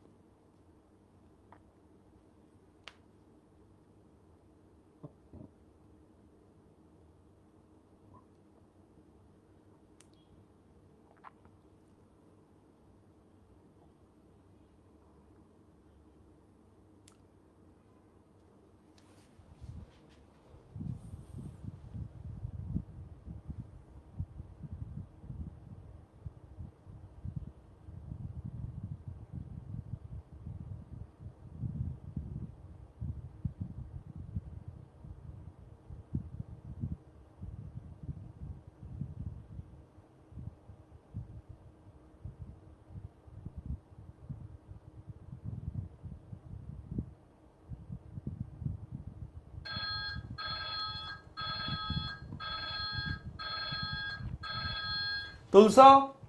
তোলা হয়েছে? তুললে বলো। ওকে ফাইন। দেখো কি বলছে, এম ভরের একটি বস্তু দুটি খণ্ডে ভাগ করা হলো, একটির ভর স্মল এম, অপরটির ভর capital M minus small M. তো এই জিনিসটা একটু চিত্রটা ভিজুয়ালাইজ করি। এই যে একটা বস্তু আছে যার ভর হচ্ছে ক্যাপিটাল এম, এটাকে একটা মানে দুইটা খণ্ডে ভাগ করব আমি। এর মধ্যে থেকে ছোট একটা স্মল এম খণ্ড বের করে ফেলবো, অবশিষ্ট খণ্ডটা থেকে যাবে। অর্থাৎ জিনিসটা হবে এরকম, জিনিসটা হবে এরকম। আমি কি করছি, আগে ক্যাপিটাল এম ভরের বস্তু ছিল, এখান থেকে একটা টুকরা নিয়ে নিছি, টুকরা নিয়ে পাশে আলাদা করে রাখছি। হ্যাঁ, এই টুকরাটার ভর কত, স্মল এম। তাহলে এখানে অবশিষ্ট ভর কত থাকবে, capital M minus small M, তাই না? এখন তাদেরকে বলছে একটা নির্দিষ্ট দূরত্বে রাখতে, একটা সুনির্দিষ্ট দূরত্বে তুমি রাখবা। রাখার পরে বলছে small M by capital M এর অনুপাত কত হলে খণ্ডদ্বয়ের মহাকর্ষীয় আকর্ষণ বল সর্বাধিক হবে। এই যে আমি ভাগ করছি, এখানে কিন্তু বলে দেয় নাই কত ভর ভাগ করছি, খালি একটা চলক দিয়ে বলে দিচ্ছে স্মল এম পরিমাণ তুমি সরিয়ে নিছো। বলছো small M R capital M এর রেশিও কত হইলে তুমি এই যে তারা সুনির্দিষ্ট দূরত্বে রাখছো, মহাকর্ষণ রুল অনুসারে আকর্ষণ করবে, আকর্ষণ বলটা সবচেয়ে বেশি হবে, ঠিক কত কত রাখলে, এখানে ভর কত রাখলে, এখানে ভর কত রাখলে। তোমাদের কাছে আমার একটা প্রশ্ন, এখানে চলককে, এখানে চলক কি ডি নাকি অন্য কিছু? এখানে চলকটাকে দেখি তো, বলতে পারো কিনা চলকটাকে? Small M, exactly. কারণ স্মল এমটা কতটুকু ভরে ভাগ করছি ওইটা কিন্তু জানি না, কিন্তু দূরত্বটা কিন্তু চলক না। কেন বলে দিছে তো, নির্দিষ্ট দূরত্বে মানে ফিক্সড দূরত্ব, এটা কিন্তু চলক না, এটা একটা ফিক্সড ভ্যালু।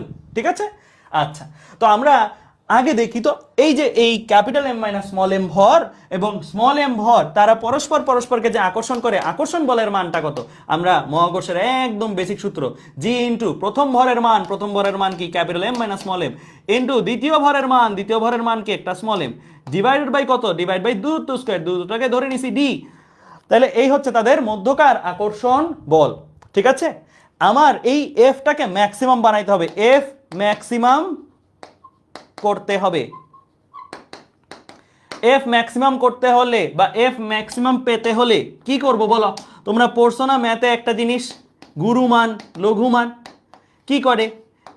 এফ যেই চলকের উপর, এখানে কিন্তু চলক কিন্তু স্মল এম, বুঝতে হবে এখানে এফ কি ফাংশন অফ স্মল এম, চলক হচ্ছে স্মল এম, যেই চলকের সাথে সে নির্ভরশীল সেই চলকের সাপেক্ষে তাকে ফার্স্ট ডেরিভেটিভ করতে হবে। লিখতাম না চরম মানের জন্য, সর্বোচ্চ মানের জন্য, সর্বনিম্ন বা চরম মানের জন্য।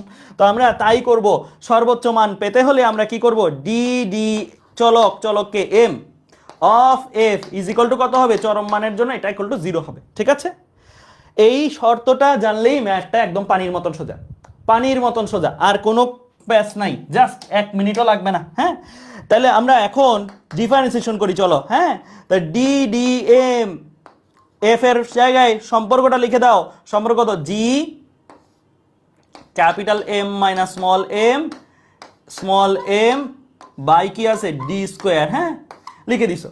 এখন এখানে ওপাশে কি আছে? 0 আছে। জি বাই ডি স্কোয়ার ধ্রুবক না? জি বাই ডি স্কোয়ার কে তুমি সামনে নিয়ে নাও, ডিফারেন্সিয়েশন সাইনের সামনে নিয়ে নাও। ঠিক আছে, আচ্ছা আরেকটা লাইনই লিখি, তোমরা কিন্তু বুয়েট এক্সাম বা এগুলো এক্সামে যখন লিখবে এত লাইন লেখা দরকার নাই। হ্যাঁ, তোমরা কিন্তু আমার মতন এত লাইন লিখবে না, আমি লিখার কারণ হচ্ছে তোমাদের বোঝানো, আর তোমরা লিখার কারণ হচ্ছে নাম্বার ওঠানো। ঠিক আছে, দুইটার মধ্যে কিন্তু তফাৎ আছে। ঠিক আছে, তাহলে ডি এম আমি একটা লাইন একটু এক্সট্রা করলাম, এগুলো কিন্তু তোমাদের করার কোনোই যুক্তিকতা নাই। আর এই দুইটা গুণ দিয়ে দাও, এগুলো গুণ দিয়ে ভিতরের এটা গুণ দিয়ে দাও, ভিতরের এটা যদি গুণ দিয়ে দাও তাহলে কি আসবে? ক্যাপিটাল এম স্মল এম বিয়োগ স্মল এম স্কোয়ার। কি করছি বুঝতে পারছো?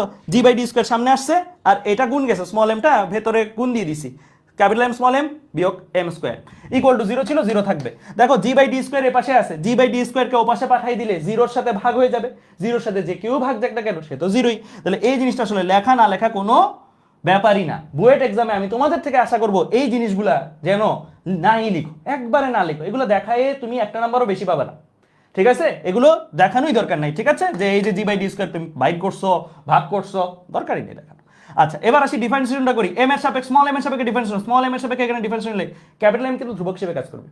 ক্যাপিটাল এম টোটাল বস্তুর ভর, ওইটা কিন্তু ফিক্সড, ওইটা কিন্তু নড়চড় হবে না, ওইটা ধ্রুবক, এটা কিন্তু ধ্রুবক ক্যাপিটাল এম। তাহলে ধ্রুবক সামনে চলে যাবে, স্মল এম এর উপর ডিফারেন্স আসলে শুধু একটা ক্যাপিটাল এম থাকবে, বিয়োগ এম স্কোয়ার চলক, এটাকে ডিফারেন্স করলে আসবে 2m, তাই না? এক্স স্কোয়ারকে ডিএক্স অফ এক্স স্কোয়ার যেমন 2x এরকম 2m আসছে ইকুয়াল টু 0। তাহলে আমি এখান থেকে কি small M by capital M পেয়ে যাবো না?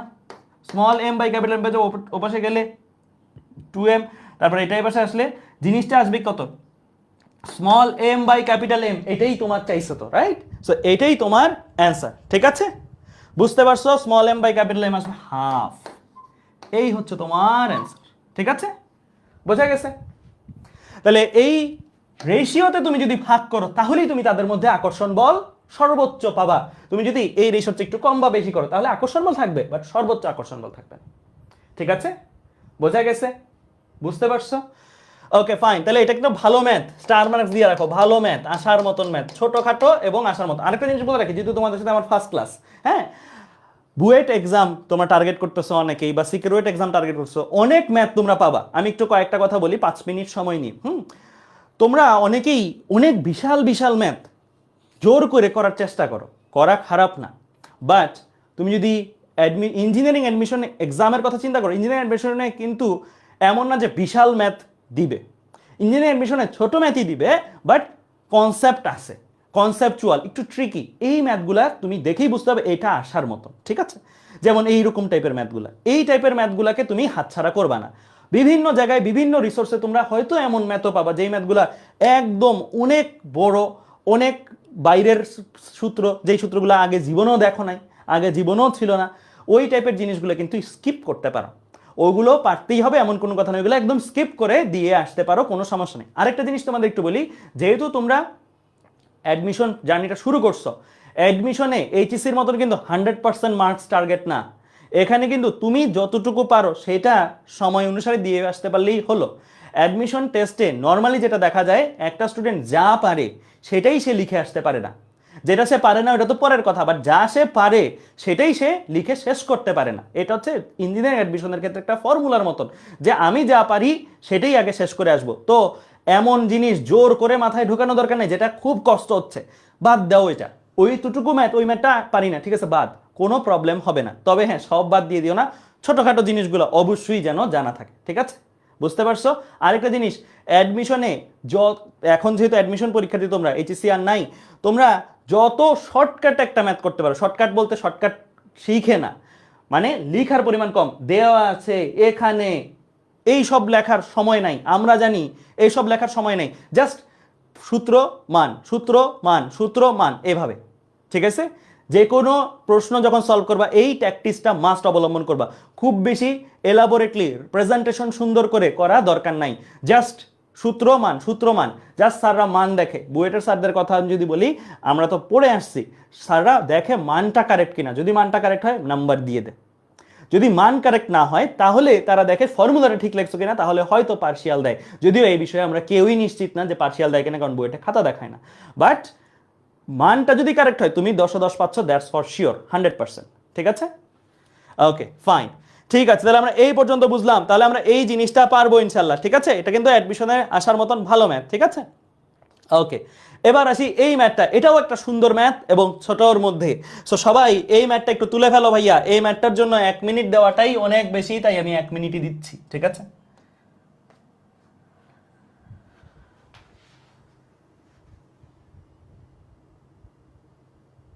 একজন ভাইয়া ডিডিএম তো মিনিমামেও হয়, গুড কোশ্চেন।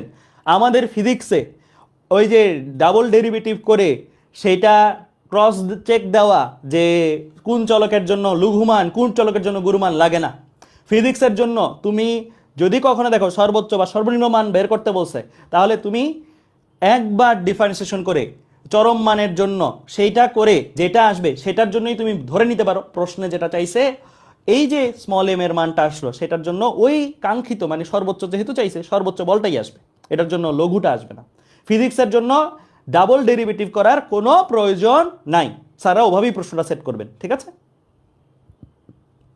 বুঝতে পারছো? ওকে ফাইন, এখানে দেখো, এই যে দেখো, এটা অনেকে ভুল করছে রে, যে এটা পারা উচিত ছিল, এটা পারা উচিত ছিল, দেখি কেউ কারেক্ট অ্যান্সার দেয়নি এখনো। একজন কারেক্ট অ্যান্সার দাও, তাইলে আমি করা শুরু করি। একজন, 2 লাইনের জিনিস, এটা 2 লাইনের জিনিস। দেখি কি বলছে এখানে, এখানে কি বলছে,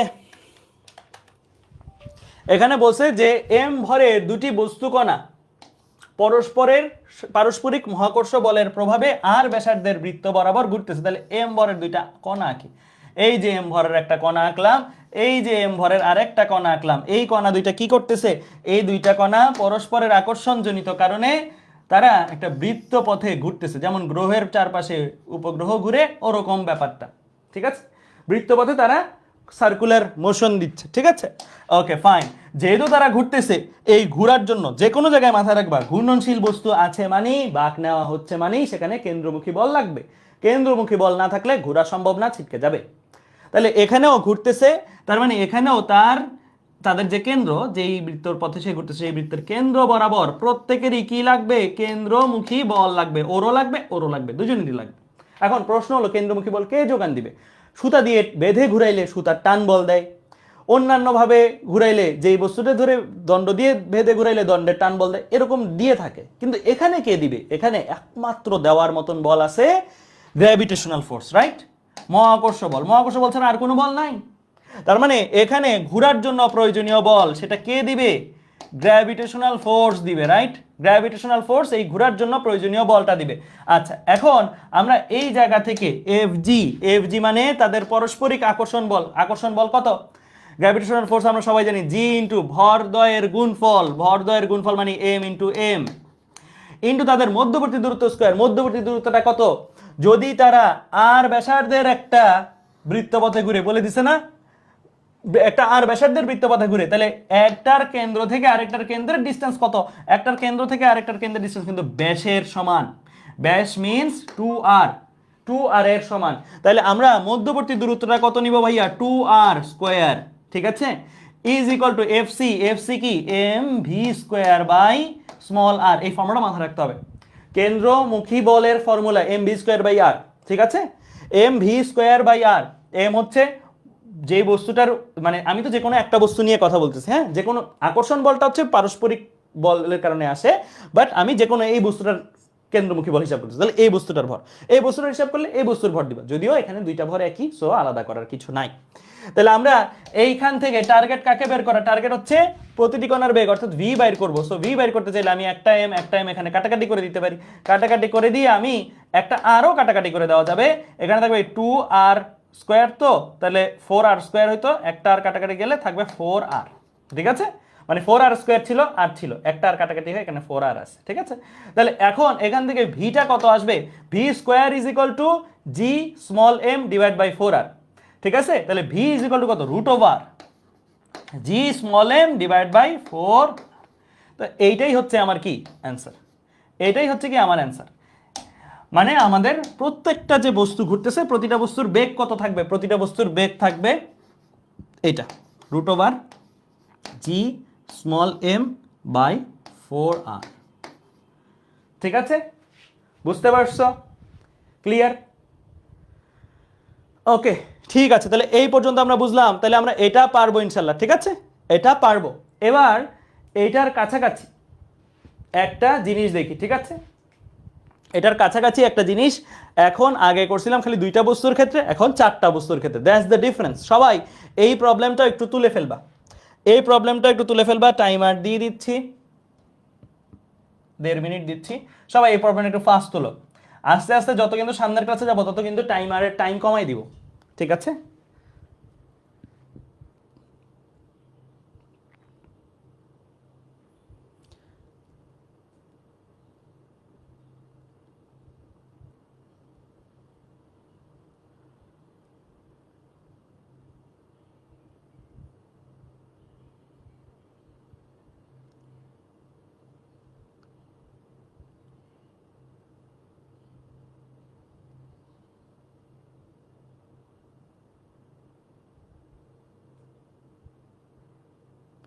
না, সাইডের নোটগুলো থাকবে, সাবিত বিন বাসার, চিন্তার কোনো কারণ নাই।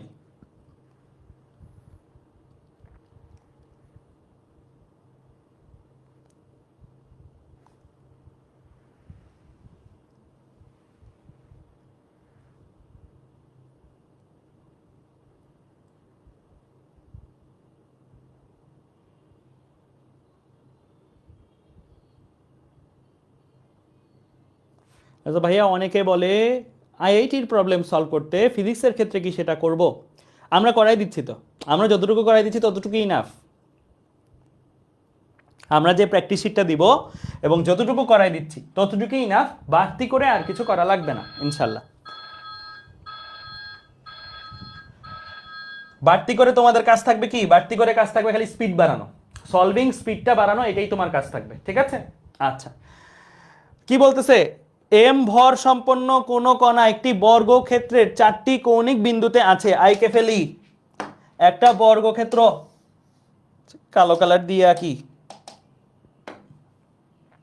একটা বর্গক্ষেত্র আঁকলাম, হ্যাঁ, একটা বর্গক্ষেত্রের 4টা কৌণিক বিন্দু, 4টা কৌণিক বিন্দুতে কি আছে, 4টা ভর আছে, 4টা কৌণিক বিন্দুতে 4টা ভর আছে, সবগুলো ভরের মান স্মল এম করে, ঠিক আছে, একটাতে লিখলাম, বাকি সবগুলো স্মল এম করে। বলছে কণাগুলো পরস্পর আকর্ষণের প্রভাবে ক্যাপিটাল আর ব্যাসার্ধের একটা পরিধি, বৃত্তের পরিধিতে ঘুরে, পরিধি বরাবর ঘুরে, মানে জিনিসটা এরকম, তারা একটা বৃত্তপথে ঘুরতেছে, বৃত্তটা কি একটু ওয়েট, মোটামুটি এরকম, মোটামুটি এইরকম, ঠিক আছে। আচ্ছা, তারা একটা বৃত্তপথে ঘুরতেছে, সেই বৃত্তপথটা আমরা আঁকলাম, সে তারা ধরে যে এইভাবে ও ওকে আকর্ষণ করতে যায়, এদিকে যায় এদিকে যায়, মানে ঘুরতেছে প্রত্যেকে এই বৃত্তপথ বরাবর, ধরো এইভাবেই ঘুরতেছে, আমি ঠিক যেভাবে আঁকলাম সেভাবে তারা ঘুরতেছে, ঠিক আছে। আচ্ছা, এখন এই যে ঘুরতেছে বলছে প্রতিটা কণার গতিবেগ নির্ণয় করো, প্রতিটা কণা কত গতিবেগ নিয়ে চলতেছে, মানে এই কণাটার এখানে যাওয়ার বেগ কত, এই কণাটার এখানে যাওয়ার বেগ কত, এই বেগগুলো কত জানতে চাইছে। তো আবারও আগের কনসেপ্ট, যে কোনো বস্তু ঘুরে মানেই তার কি দরকার, কেন্দ্রমুখী বল দরকার। কেন্দ্রমুখী বল একজনের যোগান দিতে হবে, নিজে নিজে তৈরি হবে না। কে যোগান দিবে এখানে? এখানে আকর্ষণ বলটাই যোগান দিবে, আকর্ষণ বল ছাড়া আর কেউই কিন্তু নাই যোগান দেওয়ার মতো, ঠিক আছে? তাহলে আমরা একটু কণাগুলোর নাম দিয়ে দিই, ঠিক আছে? কণাগুলোর নাম দিয়ে দিই, এটাকে ধরলাম এ কণা, এটাকে ধরলাম বি কণা, এটাকে ধরলাম সি কণা, এটাকে ধরলাম ডি কণা। কেমন? আমি যে কোনো একটা কণা নিয়ে কাজ করলেই হবে, যে কোনো একটার বেগ বের করলেই হবে। ধরে নাও আমি সি কণাটা নিয়ে কাজ করতেছি, সি কণাটা নিয়ে কাজ করছি, সিটাকে একটু আলাদা কালার দিই। সি কণাটা নিয়ে কাজ করি, সি কণার বেগটা আমি বের করবো, একই কথা, সবার বেগ বের করা আর সি কণার বেগ বের করা একই কথা, ঠিক আছে? যে কাউরে নিয়ে তুমি কাজ করতে পারো, কোনো সমস্যা নাই, ঠিক আছে? আচ্ছা, এখন তোমাকে বললো যে এই যে সি কণার বেগটা বের করবা, সি কণার উপরে ঘুরতেছে যখন, কেন্দ্রমুখী বল কাজ করে। বৃত্তের কেন্দ্রটা কই? ধরে নিলাম এখানে, ধরে নিলাম এখানে, তাহলে কেন্দ্রটা কই? এই বরাবর একটা তার কেন্দ্রমুখী বল আছে। এই কেন্দ্রমুখী বলটা কত, এটা আমরা বের করবো আগে। এই কেন্দ্রমুখী বলটা কিভাবে আসবে? আকর্ষণ বল থেকেই তো, আকর্ষণ বল ছাড়া তো অন্য কেউ নাই যে এই কেন্দ্রমুখী বল তাকে দিবে। আকর্ষণ বলটাই একমাত্র বল, বাকি কণাগুলোর সেটাই কেন্দ্রমুখী বল হিসেবে আসবে। এখন প্রশ্ন হলো, একজন তো আকর্ষণ করছে না, আকর্ষণ করছে কয়জন? তিনজন। সেই কণাটাকে আকর্ষণ করছে কয়জন? বিও আকর্ষণ করে, এও করে, ডিও করে, তাই না? প্রত্যেকে করে। তাহলে আমরা যখন আকর্ষণ বলগুলো হিসাব করবো, আমরা এইভাবে আসলে কাজটা করব। এ এর জন্য সি এর বল, মানে সি এর উপরে বল, হ্যাঁ। বি এর জন্য সি এর ওপর বল, তারপরে একইভাবে ডি এর জন্য সি এর ওপর বল। এই জিনিসটা আমরা হিসাব করব, ঠিক আছে? তো এখন হিসাব করতে গেলে আমার কি লাগে? এফ ইকুয়াল টু, আমরা সবাই জানি জি, কণাগুলোর ভর সব এম, তাহলে এম ইন্টু এম মানে এম স্কোয়ার, কারণ এ কণার ভর আর সি কণার ভর, দুই কণার ভরই কি এম করে, তাহলে এম ইন্টু এম মানে এম স্কোয়ার। মধ্যবর্তী দূরত্বটা লাগে, এ কণা আর সি কণার মধ্যবর্তী দূরত্বটা লাগবে, তাই না? তো দূরত্বের জন্য তোমাদেরকে আগে একটা জিনিস শিখাই আসি আমি, ছোট্ট একটা জিনিস, যদিও তোমরা হয়তো অনেকেই জানো। তোমরা এই জিনিসটা কি জানো? বর্গের কর্ণের সূত্র, বর্গের কর্ণের সূত্র কি জানো? এই যে একটা বর্গ যদি হয়, এটা যদি কর্ণ হয়, কর্ণের সূত্র কি? বর্গের বাহু যদি হয়ে থাকে কত? এ, তাহলে কর্ণের দৈর্ঘ্য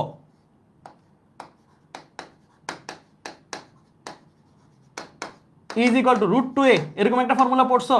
√2a পড়ছো সবাই। কর্ণের দৈর্ঘ্যটা কত? আমার এখানে কর্ণের দৈর্ঘ্যটা কত? কর্ণ মানে এই যে এটা, এটা কত? এখান থেকে এতখানি কত? এইটা আমরা বের করি। কর্ণের দৈর্ঘ্য কত? কর্ণের দৈর্ঘ্য কি?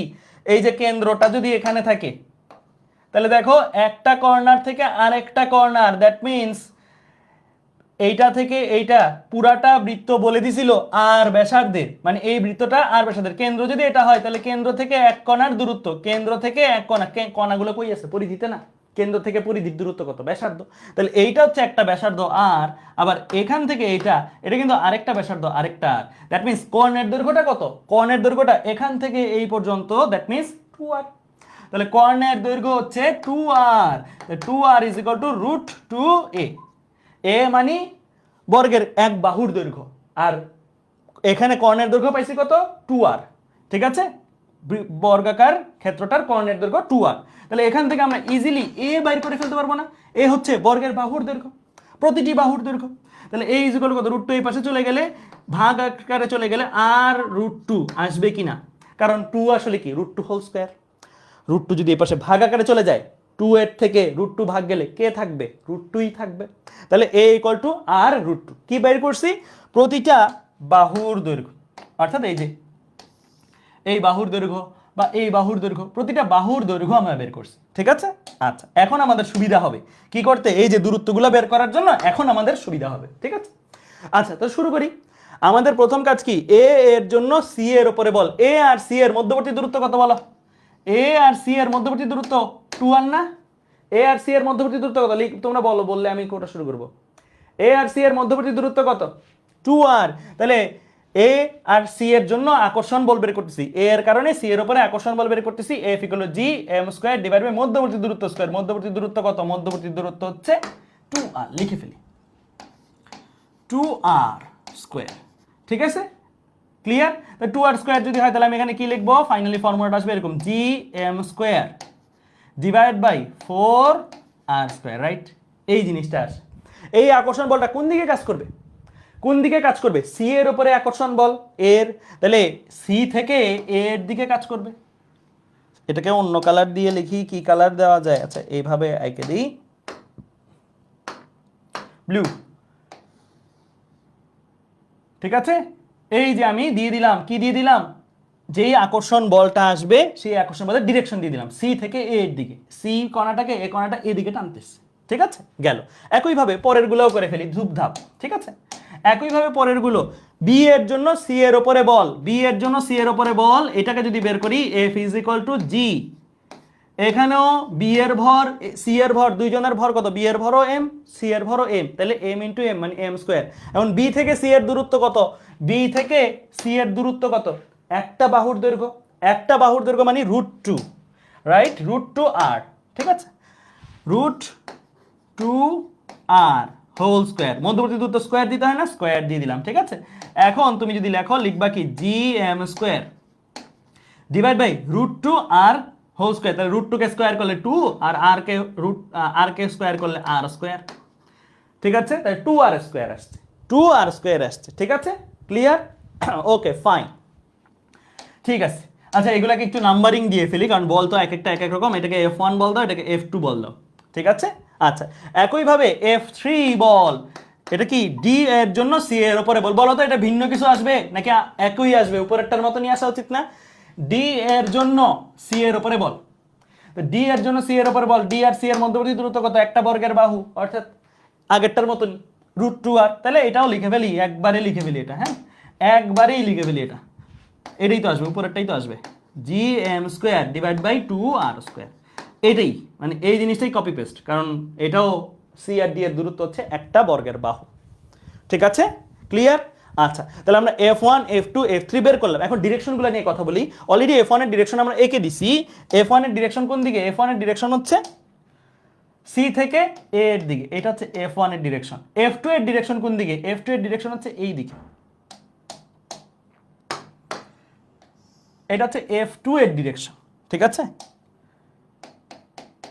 এরপরে F3 এর ডিরেকশন কোন দিকে? F3 এর ডিরেকশন সি থেকে ডি এর দিকে, কারণ সি এর উপরে বল ডি এ কণার জন্য।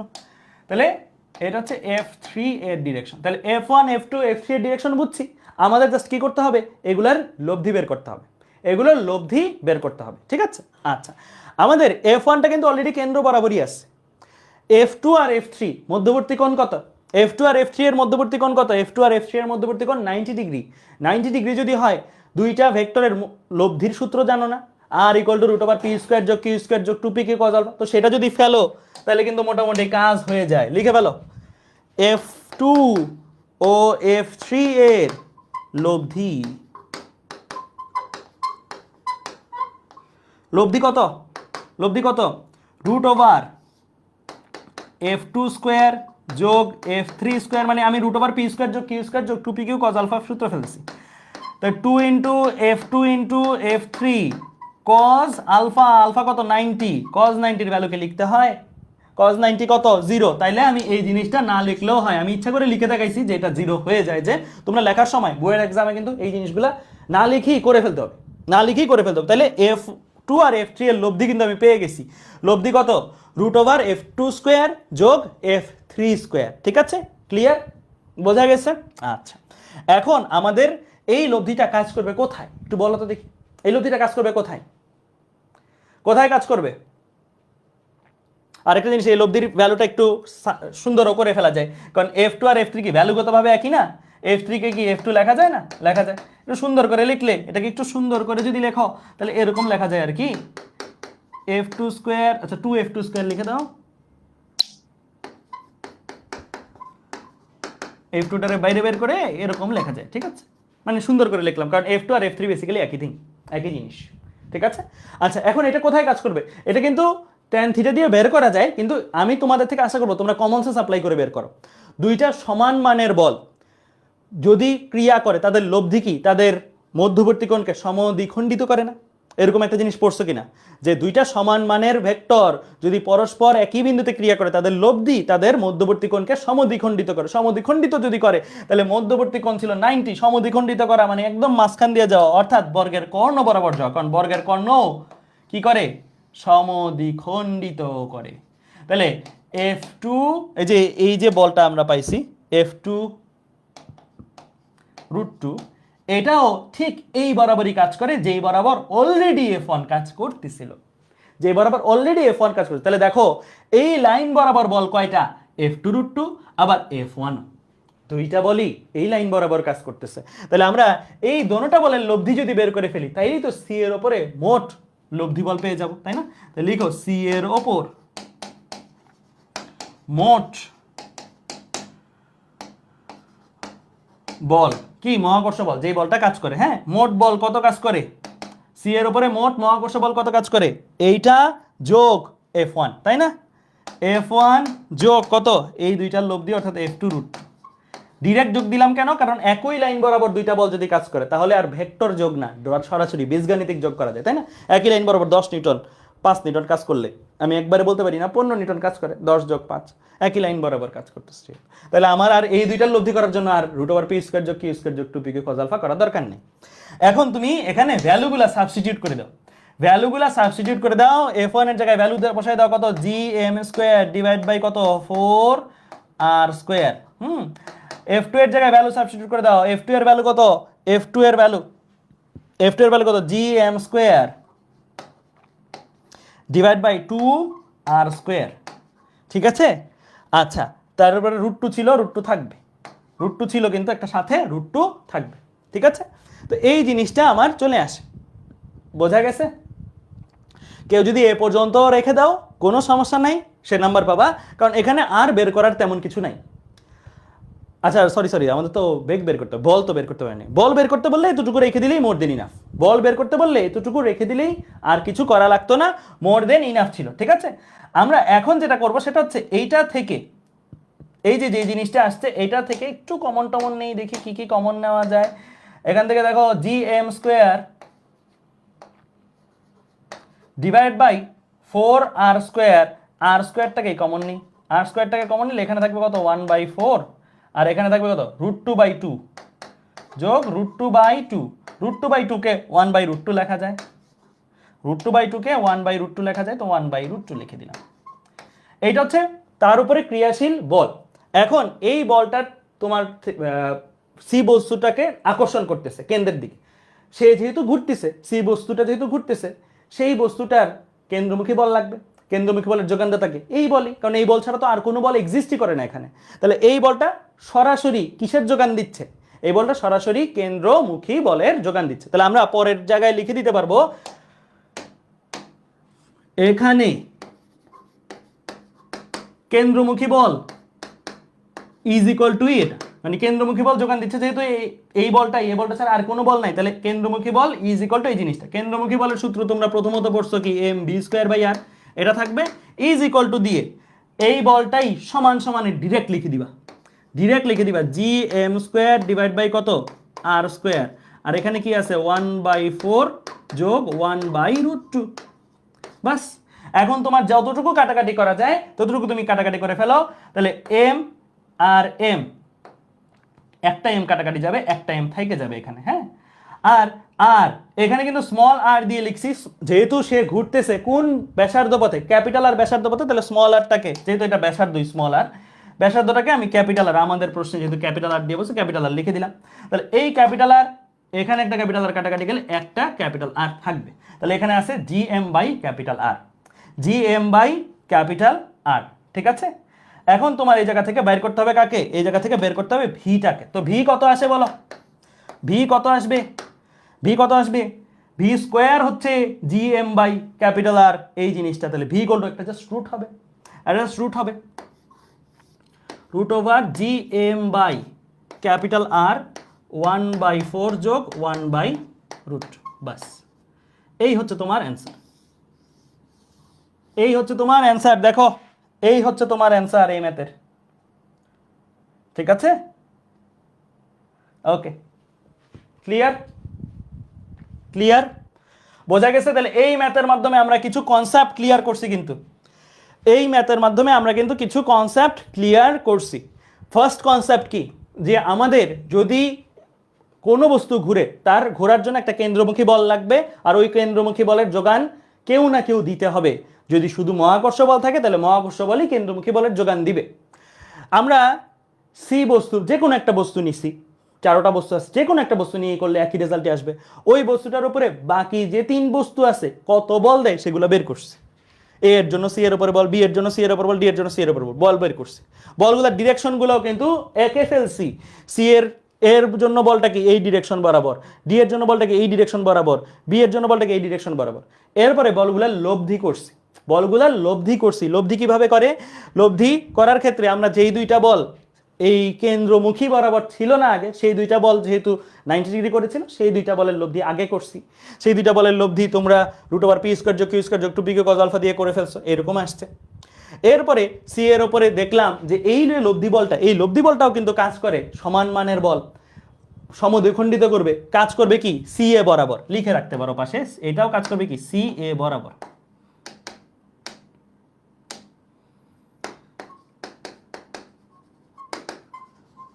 ঠিক আছে, সি এ বরাবর। তাহলে সি এ বরাবর বল টোটাল কয়টা? 2টা। F1ও কিন্তু সি এ বরাবর কাজ করে, এই বলটাও সি এ বরাবর কাজ করে। 2টা বল একই লাইন বরাবর কাজ করলে 2টার লব্ধি কি ডিরেক্ট যোগ। তো ডিরেক্ট যোগ করে দিছি, ডিরেক্ট যোগ করে জাস্ট ভ্যালুগুলো বসাইছি, একটু কমন নিয়েছি, কমন না নিলেও সমস্যা ছিল না খুব বেশি। যেহেতু এই বলটাই সি এর উপরে মোট বল, এই বলটাই এখানে একমাত্র বল হিসেবে আছে, এই বলটাই তার মানে কেন্দ্রমুখী বলের যোগান দিচ্ছে, আর কেউ তো নাই। তাহলে এই বলটাকে কেন্দ্রমুখী বলের সমান দিয়ে দিচ্ছি। কেন্দ্রমুখী বলের সমান, কেন্দ্রমুখী বলের ফর্মুলা কি mv²/r, mv²/r এর সমান দিয়ে দিছি। ভি বের করার কথা ছিল, দেন ভিটাকে এক পাশে রেখে বাকি সব অন্য পাশে করছি, আমার অ্যান্সার চলে আসছে। ঠিক আছে, ক্লিয়ার, বোঝা গেছে? তাহলে এই পর্যন্ত বুঝতে পারছি? ওকে ফাইন, ঠিক আছে।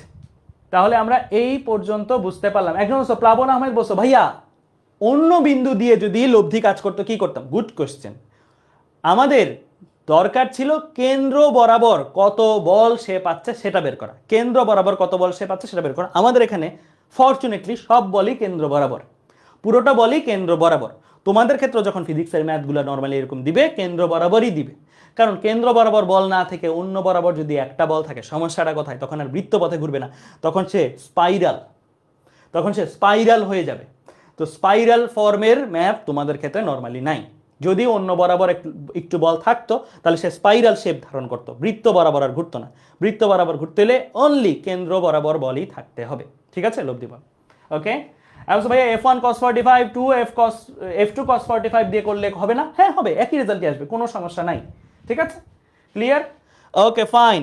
আচ্ছা, আরেকটা জিনিস তোমাদেরকে বলি, এই সেম এটা যেমন আমি বর্গক্ষেত্র দিয়ে না, আর্কাইভ ক্লাস দেখবা, আর্কাইভ ক্লাসে এই সেম একটা ম্যাথ আমি করাইছি ত্রিভুজ দিয়ে। আর্কাইভ ক্লাসে সেম একটা ম্যাথ দেখাইছি ত্রিভুজ দিয়ে, আর্কাইভ ক্লাসে আছে, নোটও আছে। যদি ত্রিভুজের ম্যাথটা কেউ দেখতে চাও সেখান থেকে দেখে নিতে পারো, কোনো সমস্যা নাই। আমি আর্কাইভে যদি ত্রিভুজ দিয়ে করাইছি, আজকে এই জায়গায় বর্গক্ষেত্র দিয়ে করাই দিছি। কেমন? এই দুইটার বাইরে আসবে না, হয় বর্গক্ষেত্র বা ত্রিভুজ, এই দুইটার মধ্যেই থাকবে। ঠিক আছে, ক্লিয়ার, ওকে ফাইন। এবার একটা ঝটপট ম্যাথ করি। এই ম্যাথটা খুবই সহজ ম্যাথ এবং আসার মতন ম্যাথ, ভালো একটা ম্যাথ। সবাই এই ম্যাথটা একটু তুলে ফেলবা।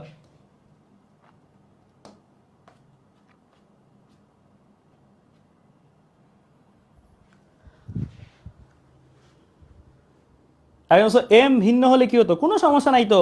এম ভিন্ন হলে যার যার এম এর মান বসাই দিতাম, যার যার এম এর মান ওখানে বসে থাকতো, চলক একটা বেশি হইতো, এই তো, আর তো কোনো সমস্যা নাই। আমার যেমন এখন GM/R আসছে, তখন GM1 M2 বাই আর আসতো। ACS জাস্ট প্র্যাকটিস ইট করলেই কি এনাফ, নাকি কনসেপ্ট বুক প্লাস মেইন বইও পড়তে হবে? আমি যদি বলি ইঞ্জিনিয়ারিং প্রিপারেশনের জন্য মেইন বইটা খুব আলাদা করে পড়া দরকার নাই এখন। হ্যাঁ, মেইন বইয়ের ম্যাথগুলো একটু চোখ বুলাইতে পারো প্র্যাকটিসের জন্য, বাট পরামর্শ থাকবে কোশ্চেন ব্যাংক, ক্লাসের ম্যাথ, প্র্যাকটিস শিটের ম্যাথ। ঠিক আছে, এই 3টা জিনিস মিস করিও না। এই 3টা জিনিস যদি তোমার দখলে থাকে, তোমার খাতায় নোট আকারে থাকে, এবং এই ম্যাথগুলো যদি তোমার মাথায় থাকে কনসেপ্ট সহকারে, মানে বুঝে ম্যাথ মাথায় থাকা, তাহলে তুমি চান্স পাচ্ছ নিশ্চিত। যদি কোনো পরীক্ষার দিন কোনো অঘটন না ঘটাও, মানে কোনো অ্যাক্সিডেন্ট না ঘটে, তাহলে তুমি চান্স পাচ্ছ নিশ্চিত। কারণ এইগুলো মাথায় রাখাটাই সবচেয়ে বড় চ্যালেঞ্জ, এইটা যদি পারো তাহলে মোটামুটি নিশ্চিত, আর চিন্তা করতে হবে না। সব থেকে সেফেস্ট প্রিপারেশন কিন্তু ইঞ্জিনিয়ারিং প্রিপারেশন, জানো কি না তোমরা? মানে ওভারঅল সব প্রিপারেশনের মধ্যে ইঞ্জিনিয়ারিং প্রিপারেশন সব থেকে সেফেস্ট। এখানে যদি প্রিপারেশন কেউ সম্পূর্ণ করতে পারে, মানে কমপ্লিট করলো প্রিপারেশন, ফুল প্রিপারেশন, সে চান্স পাবেই। সে হয় এটাতে নাহলে ওইটাতে চান্স পাবেই, এটাতে কোনো বাধা নাই আর কি। হ্যাঁ, তো তোমরা ভালো ট্র্যাকেই আসো। খালি তোমাদের যেটা করতে হবে সেটা হচ্ছে সবগুলো কনসেপ্ট বুঝে মাথায় রাখা, বুঝে বুঝে করা, ঠিক আছে? না বুঝে করা যাবে না, না বুঝে মুখস্থ করে লাভ নেই, ঠিক আছে? কি বলছে, একটি মহাকাশগামী যানকে পৃথিবী থেকে সূর্যের দিকে নিক্ষেপ করা হলো। পৃথিবী থেকে কত দূরে সূর্য পৃথিবীর সমান মানে তাকে টানবে? সূর্যের ভর তোমাকে দিয়ে দিচ্ছে, এটা কিন্তু মুখস্থও রাখিও, কারণ এটা এমসিকিউতেও লাগে। পৃথিবীর ভর দিয়ে দিচ্ছে, এটাও মুখস্থ রাখিও, যদি অ্যাকুরেটলি বললে 5.98 × 10⁻²৪। পৃথিবী আর সূর্যের মধ্যবর্তী দূরত্ব দিয়ে দিচ্ছে। হ্যাঁ, এটাকেও মুখস্থ রাখতে পারো, এটাকে 1 অ্যাস্ট্রোনমিক্যাল ইউনিটও বলা হয়, ঠিক আছে? যাই হোক, সো আমার এখানে পৃথিবী দেখতে পাচ্ছ, একটা মহাকাশযান পিচ্চি করে দেখতে পাচ্ছ, একটা পিচ্চি মহাকাশযান আছে। সূর্য আর পৃথিবীর মধ্যবর্তী দূরত্ব দেওয়া আছে, মধ্যবর্তী দূরত্ব দেওয়া আছে 1.5 × 10⁻11 মিটার। এখন এই যে এই মহাকাশযানটা যাচ্ছে উপরের দিকে, পৃথিবী থেকে রওনা দিল, বলছে কোন জায়গায় যাবার পরে, কোন এমন জায়গা আছে যেখানে যাবার পরে মহাকাশযানের উপরে সূর্য যে আকর্ষণ বলটা আকর্ষণ করবে, পৃথিবীও সেই আকর্ষণ বলটা আকর্ষণ। আমি তো জানি না কোথায়, আমি ধরে নিলাম এই স্পট, এই জায়গায় আসার পরে তাকে দুইজনই সমান মানে আকর্ষণ করবে, ধরে নিলাম। এই জায়গায় সে যখন আসবে, তার মানে এই জায়গায় আসার পরে এই জায়গাটা কোথায়, এই জায়গাটা ধরে নাও না, এই জায়গাটা ধরে নাও পৃথিবী থেকে কত দূরে আছে, পৃথিবী থেকে এক্স পরিমাণ দূরে আছে। তাহলে এই জায়গায় সূর্য তাকে যে আকর্ষণ বলে আকর্ষণ করতেছে, পৃথিবী তাকে যে আকর্ষণ বলে আকর্ষণ করতেছে, এই দোনোটা মানই সমান। ধরে নিলাম পৃথিবীর আকর্ষণ বলের মানটা F1, সূর্যের আকর্ষণ বলের মানটা F2। তাহলে F2 আর F1 সমান কোথায়? এই পয়েন্ট, এই পয়েন্টে লিখে দিই F1 = F2। তোমাদের কাছে এই ম্যাথটা করানোর আগে কিছু জিনিস আমি একটু বলি। হ্যাঁ, তাহলে বলো তো এই জায়গাটা, এই জায়গাটা, এই যে এই রিজিয়ন যেটা আছে, যেটাকে ব্ল্যাক কালার দিয়ে মাত্র ভাইয়া মার্ক করলাম, ব্ল্যাক কালার দিয়ে আরেকবার করে দেখা, এই যে যেটা ব্লিঙ্ক করতেছে তোমাদের সামনে, যেটা ব্লিঙ্ক করতেছে, এই জায়গাটাতে যখন সে থাকবে, এই জায়গার যে কোনো বিন্দুতে সে যখন থাকবে, তখন তার উপরে পৃথিবীরও আকর্ষণ থাকবে, সূর্যের আকর্ষণ থাকবে। এই জায়গায় ধরো এখানে যখন আসছে, এখানে যখন আসছে, এই আকর্ষণ বলের মধ্যে কোনটা বেশি হবে বলো তো? কোন আকর্ষণ বলটা বেশি হবে? F2 বেশি হবে না F1 বেশি হবে?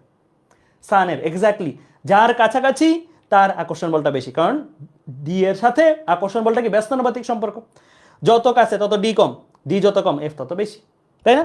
তার মানে এই রিজিয়নের পয়েন্টস গুলাতে F2 গ্রেটার দেন কি F1, মানে সূর্যের আকর্ষণ বল যদি হয় F2, F2 greater than F1।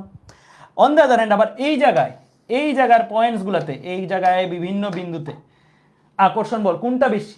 এই জায়গায় আকর্ষণ বল কোনটা বেশি? F1 গ্রেটার দেন F2, অর্থাৎ পৃথিবীর আকর্ষণ বলটা বেশি থাকবে, ঠিক আছে? যার কাছাকাছি তার আকর্ষণ বলটা বেশি। আর মাঝখানের এই জায়গাটাতে দুজনের আকর্ষণ বলই সমান। এই জিনিসটা কেন শিখাইলাম জানো? এই জিনিসটা শেখানোর একটা উদ্দেশ্য হলো, তোমার ধরো মনে হলো কোনো একটা জিনিসকে তুমি কার কাছে পাঠাবা? পৃথিবী থেকে সূর্যের কাছে পাঠাবা।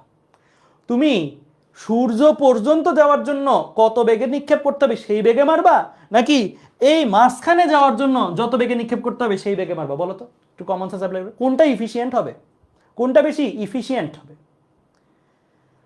কোনটা বেশি ইফিশিয়েন্ট হবে? সাম্য অবস্থার বিন্দু পর্যন্ত পাঠানোটা সবচেয়ে ইফিশিয়েন্ট হবে। কেন? তুমি বলতে পারো ভাই আমার তো টার্গেট ছিল সূর্যে পাঠানো, মাঝখানে পাঠালে তো আর সূর্যে গেল না। যাবে, কিভাবে যাবে? এই যে তুমি তাকে ছুঁড়ে মারলা, তুমি ছুঁড়ে মারছো এমন ভাবে, আমরা জানি কোন একটা বস্তুকে ছুঁড়ে মারলে সর্বোচ্চ তার বেগ 0, তো সর্বোচ্চ ধরো এই জায়গাটাই তুমি টার্গেট করছো, এই জায়গায় যে বেগটা 0 হবে, মানে 0 তো আর হয় না, 0 থেকে কিছু হলেও একটু বেশি থাকে, তো এই জায়গায় যাওয়ার পরে তার বেগটা অলমোস্ট 0 যখন হয়ে যাবে, তারপরে বাকি কাজ সূর্যই করে নিবে, সূর্যই তাকে টাইনে নিবে। কারণ এইখানের কোনো বিন্দুতে থাকলে, এইখানের কোনো বিন্দুতে সে যখনই পৌঁছায় যায়, এই বিন্দুটা থেকে জাস্ট এক চুল পরিমাণ সে যদি উপরে উঠে যায়, তখন কার আকর্ষণ বলটা বেশি? সূর্যের। তাহলে যার আকর্ষণ বেশি বল বেশি, তার দিকে একটা নেট বল থাকবে না? এই পয়েন্টে কিন্তু কোনো নেট বল নাই, দুইজনের আকর্ষণ বল পরস্পরকে কাটাকাটি করে ফেলছে, বাট এখান থেকে চুল পরিমাণ উপরের একটা বিন্দু, ওখানে কিন্তু নেট বল আছে কোন দিকে? সূর্যের দিকে। ওই নেট বল থাকা মানে নেট ত্বরণ থাকা, নেট ত্বরণ থাকা মানে বেগের বৃদ্ধি থাকা, বেগের বৃদ্ধি থাকা মানে সে চলে যাবে ওখানে। তাহলে ইফিশিয়েন্ট পেট্রোল কম পুড়বে কখন? তুমি সূর্য পর্যন্ত পাঠানোর জন্য পেট্রোল সহ জ্বালানি দিবা, নাকি এই পর্যন্ত পাঠানোর জন্য পেট্রোল সহ জ্বালানি দিবা? এই পর্যন্ত পাঠানোর জন্য পেট্রোল সহ জ্বালানি দিলেই বাকি কাজ সূর্য করে দিবে। তো এইটা আমি শিখাই দিলাম এই ম্যাথের মাধ্যমে, যে যখন আমার টার্গেট থাকবে একটা বস্তুকে আরেকটা বস্তুর কাছে পাঠানো, যদি আমাকে বলে ন্যূনতম কত শক্তি প্রয়োগ করে, ন্যূনতম কত বেগ প্রয়োগ করে পাঠানো যাবে, তখন আমার চিন্তাটা হবে ওই গ্রহের পৃষ্ঠ পর্যন্ত পাঠানো না, বরং এই গ্রহ আর ওই গ্রহের মধ্যে একটা সাম্য অবস্থান বিন্দু আছে, ওই সাম্য অবস্থান বিন্দু পর্যন্ত পাঠানোটা আমার টার্গেট হবে। বাকি কাজ ওই গ্রহটা করে নিবে। ঠিক আছে, বাকি কাজ ওই গ্রহটা করে নিবে। ক্লিয়ার? বুঝছো? তো এই কনসেপ্টটা মাথায় রেখো। তো চলো এখন ম্যাথে আসি।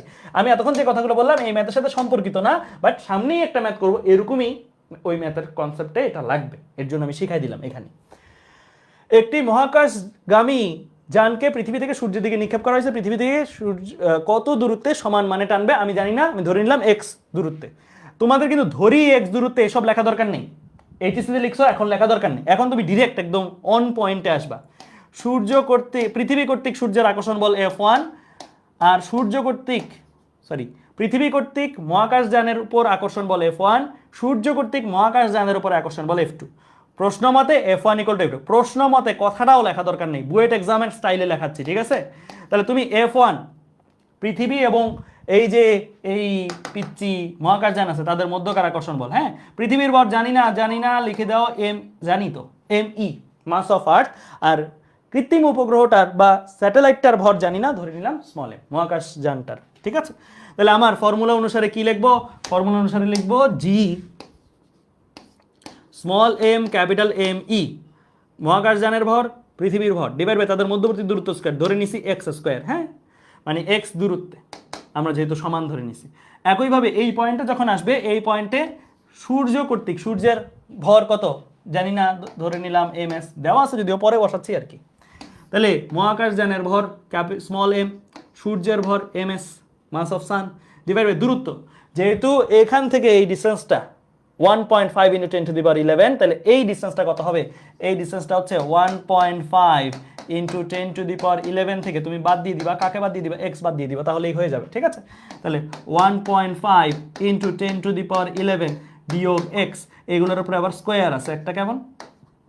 ঠিক আছে, তাহলে এখান থেকে তোমার দেখো অনেক কিছুই কাটাকাটি, জি কাটাকাটি, স্মল m কাটাকাটি, ms me এর ভ্যালু বসাই দাও। ms me এর ভ্যালু বসাই দাও। me এর ভ্যালু কত? 6 × 10⁻24, x স্কোয়ার থাকুক। হ্যাঁ, ms এর ভ্যালু কত?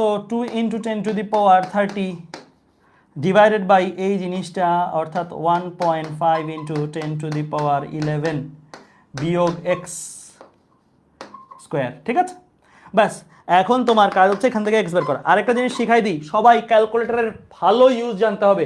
1 সমীকরণ 51 বারবার ব্যবহার করতে হবে। ঠিক আছে, তুমি কিন্তু এগুলা হাতে ক্যালকুলেশন করতে ভুলেও যাবা না। ঠিক আছে, ক্যালকুলেটর দিয়ে করবা সব। 1 সমীকরণ 51 শিখাই দিয়েছিলাম কিন্তু ক্যালকুলেটরের ক্লাসে। ঠিক আছে, equal 2 × 10⁻30 divide by 1.5 × 10⁻11 minus x whole square, shift calc equal. ক্যালকুলেটারে আমি বলি বুয়েট এক্সাম বা স্কুল এক্সামে যখন তোমরা ক্যালকুলেটর দিলা, শিফট ক্যালক ইকুয়াল একটু সময় লাগে না? সময় লাগার সময় কি করবা? ক্যালকুলেটর মতো অ্যান্সার দিতে থাকবে, তুমি পরের প্রশ্ন পড়া শুরু করে দিবা। তুমি পরের প্রশ্ন এভাবে কিন্তু করতে হবে, টাইমের ভ্যালু অনেক। হ্যাঁ, তুমি পরের প্রশ্ন পড়া শুরু করে দিবা, পরের প্রশ্নে মাথাটা ইনভেস্ট করে ফেলবা। ঠিক আছে, ক্যালকুলেশনে যত কম মাথা ইনভেস্ট করা যায়। ঠিক আছে, কত আসছে? 2.59, মানে 2, 5, 9, 3, 5, 8 যেটাই আসছে এসি দিয়ে বেরিয়ে গিয়ে অ্যান্সার লিখলাম, ইকুয়াল দিলাম, তারপরে ইএনজি লিখলাম। ইএনজি দিলে ও আমাকে সাইন্টিফিক ভ্যালুতে দিল। ঠিক আছে, তাহলে 259 × 3.5 × 10⁻6 দিছে তো 259, মানে দশমিকটা আরো 2 ঘরে দিকে আনো, তাহলে 10⁻6 এর সাথে আরো 2 যোগ করে দাও, কারণ 2 ঘরে দিকে আনছো। তাহলে 2.59 × 10⁸ এত মিটার। বাস এটাই হচ্ছে তোমার অ্যান্সার। ক্লিয়ার? তাহলে এই পজিশনটাতে সাম্য অবস্থা নিশ্চিত হবে, অর্থাৎ উভয় গ্রহ, উভয় মহাকর্ষীয় বস্তু তাকে সমান বলে টানবে। ঠিক আছে, ক্লিয়ার? বুঝতে পারছো? Okay fine. একদম বলছো ভাইয়া মান না বসালে হবে না, মানটাই স্যাররা দেখে, তারপরও যদি তুমি ধরো ইন কেস একদম লাস্ট মোমেন্টে আসো, এই পর্যন্ত রেখে দিচ্ছ, স্যাররা কনসিডার করবে যদি সব কিছু ঠিকঠাক থাকে। 10 দিবে না, হয়তো 7-8 দেওয়ার উচিত। ঠিক আছে, ওকে ফাইন। তাহলে আমরা এই ম্যাথটাও পারবো ইনশাল্লাহ। এবার চলো সামনের দিকে আগাই। এটা তোমাদের আমি হোমওয়ার্ক দিতে চাচ্ছি, কারণ এটা আমি আর্কাইভ ক্লাসে করাই দিচ্ছি। হ্যাঁ, এটা হোমওয়ার্ক থাকবে, এটা একটু স্ক্রিনশট নাও, এটা ট্রাই করবা, এটা করা লাগবে। হ্যাঁ, ইচ্ছা করে এই ক্লাসের স্লাইডে রাখছি এবং সলিউশনটাও এই ক্লাসের স্লাইডে থাকবে, কিন্তু আমি নতুন ম্যাথ করাবো অন্য, এটা রাখতেছি জাস্ট একটা কারণে যে এটা জরুরি, এটা আসতে পারে।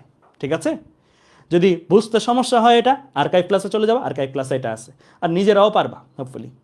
ঠিক আছে, স্ক্রিনশট নিছ? স্ক্রিনশট নেওয়া হয়েছে?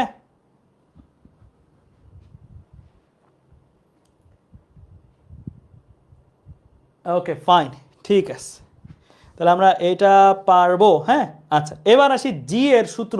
খুব সহজ জিনিস, খুবই সহজ জিনিস, জি এর সূত্র, এটা আমরা পড়ে ফেলি ফার্স্ট। হ্যাঁ,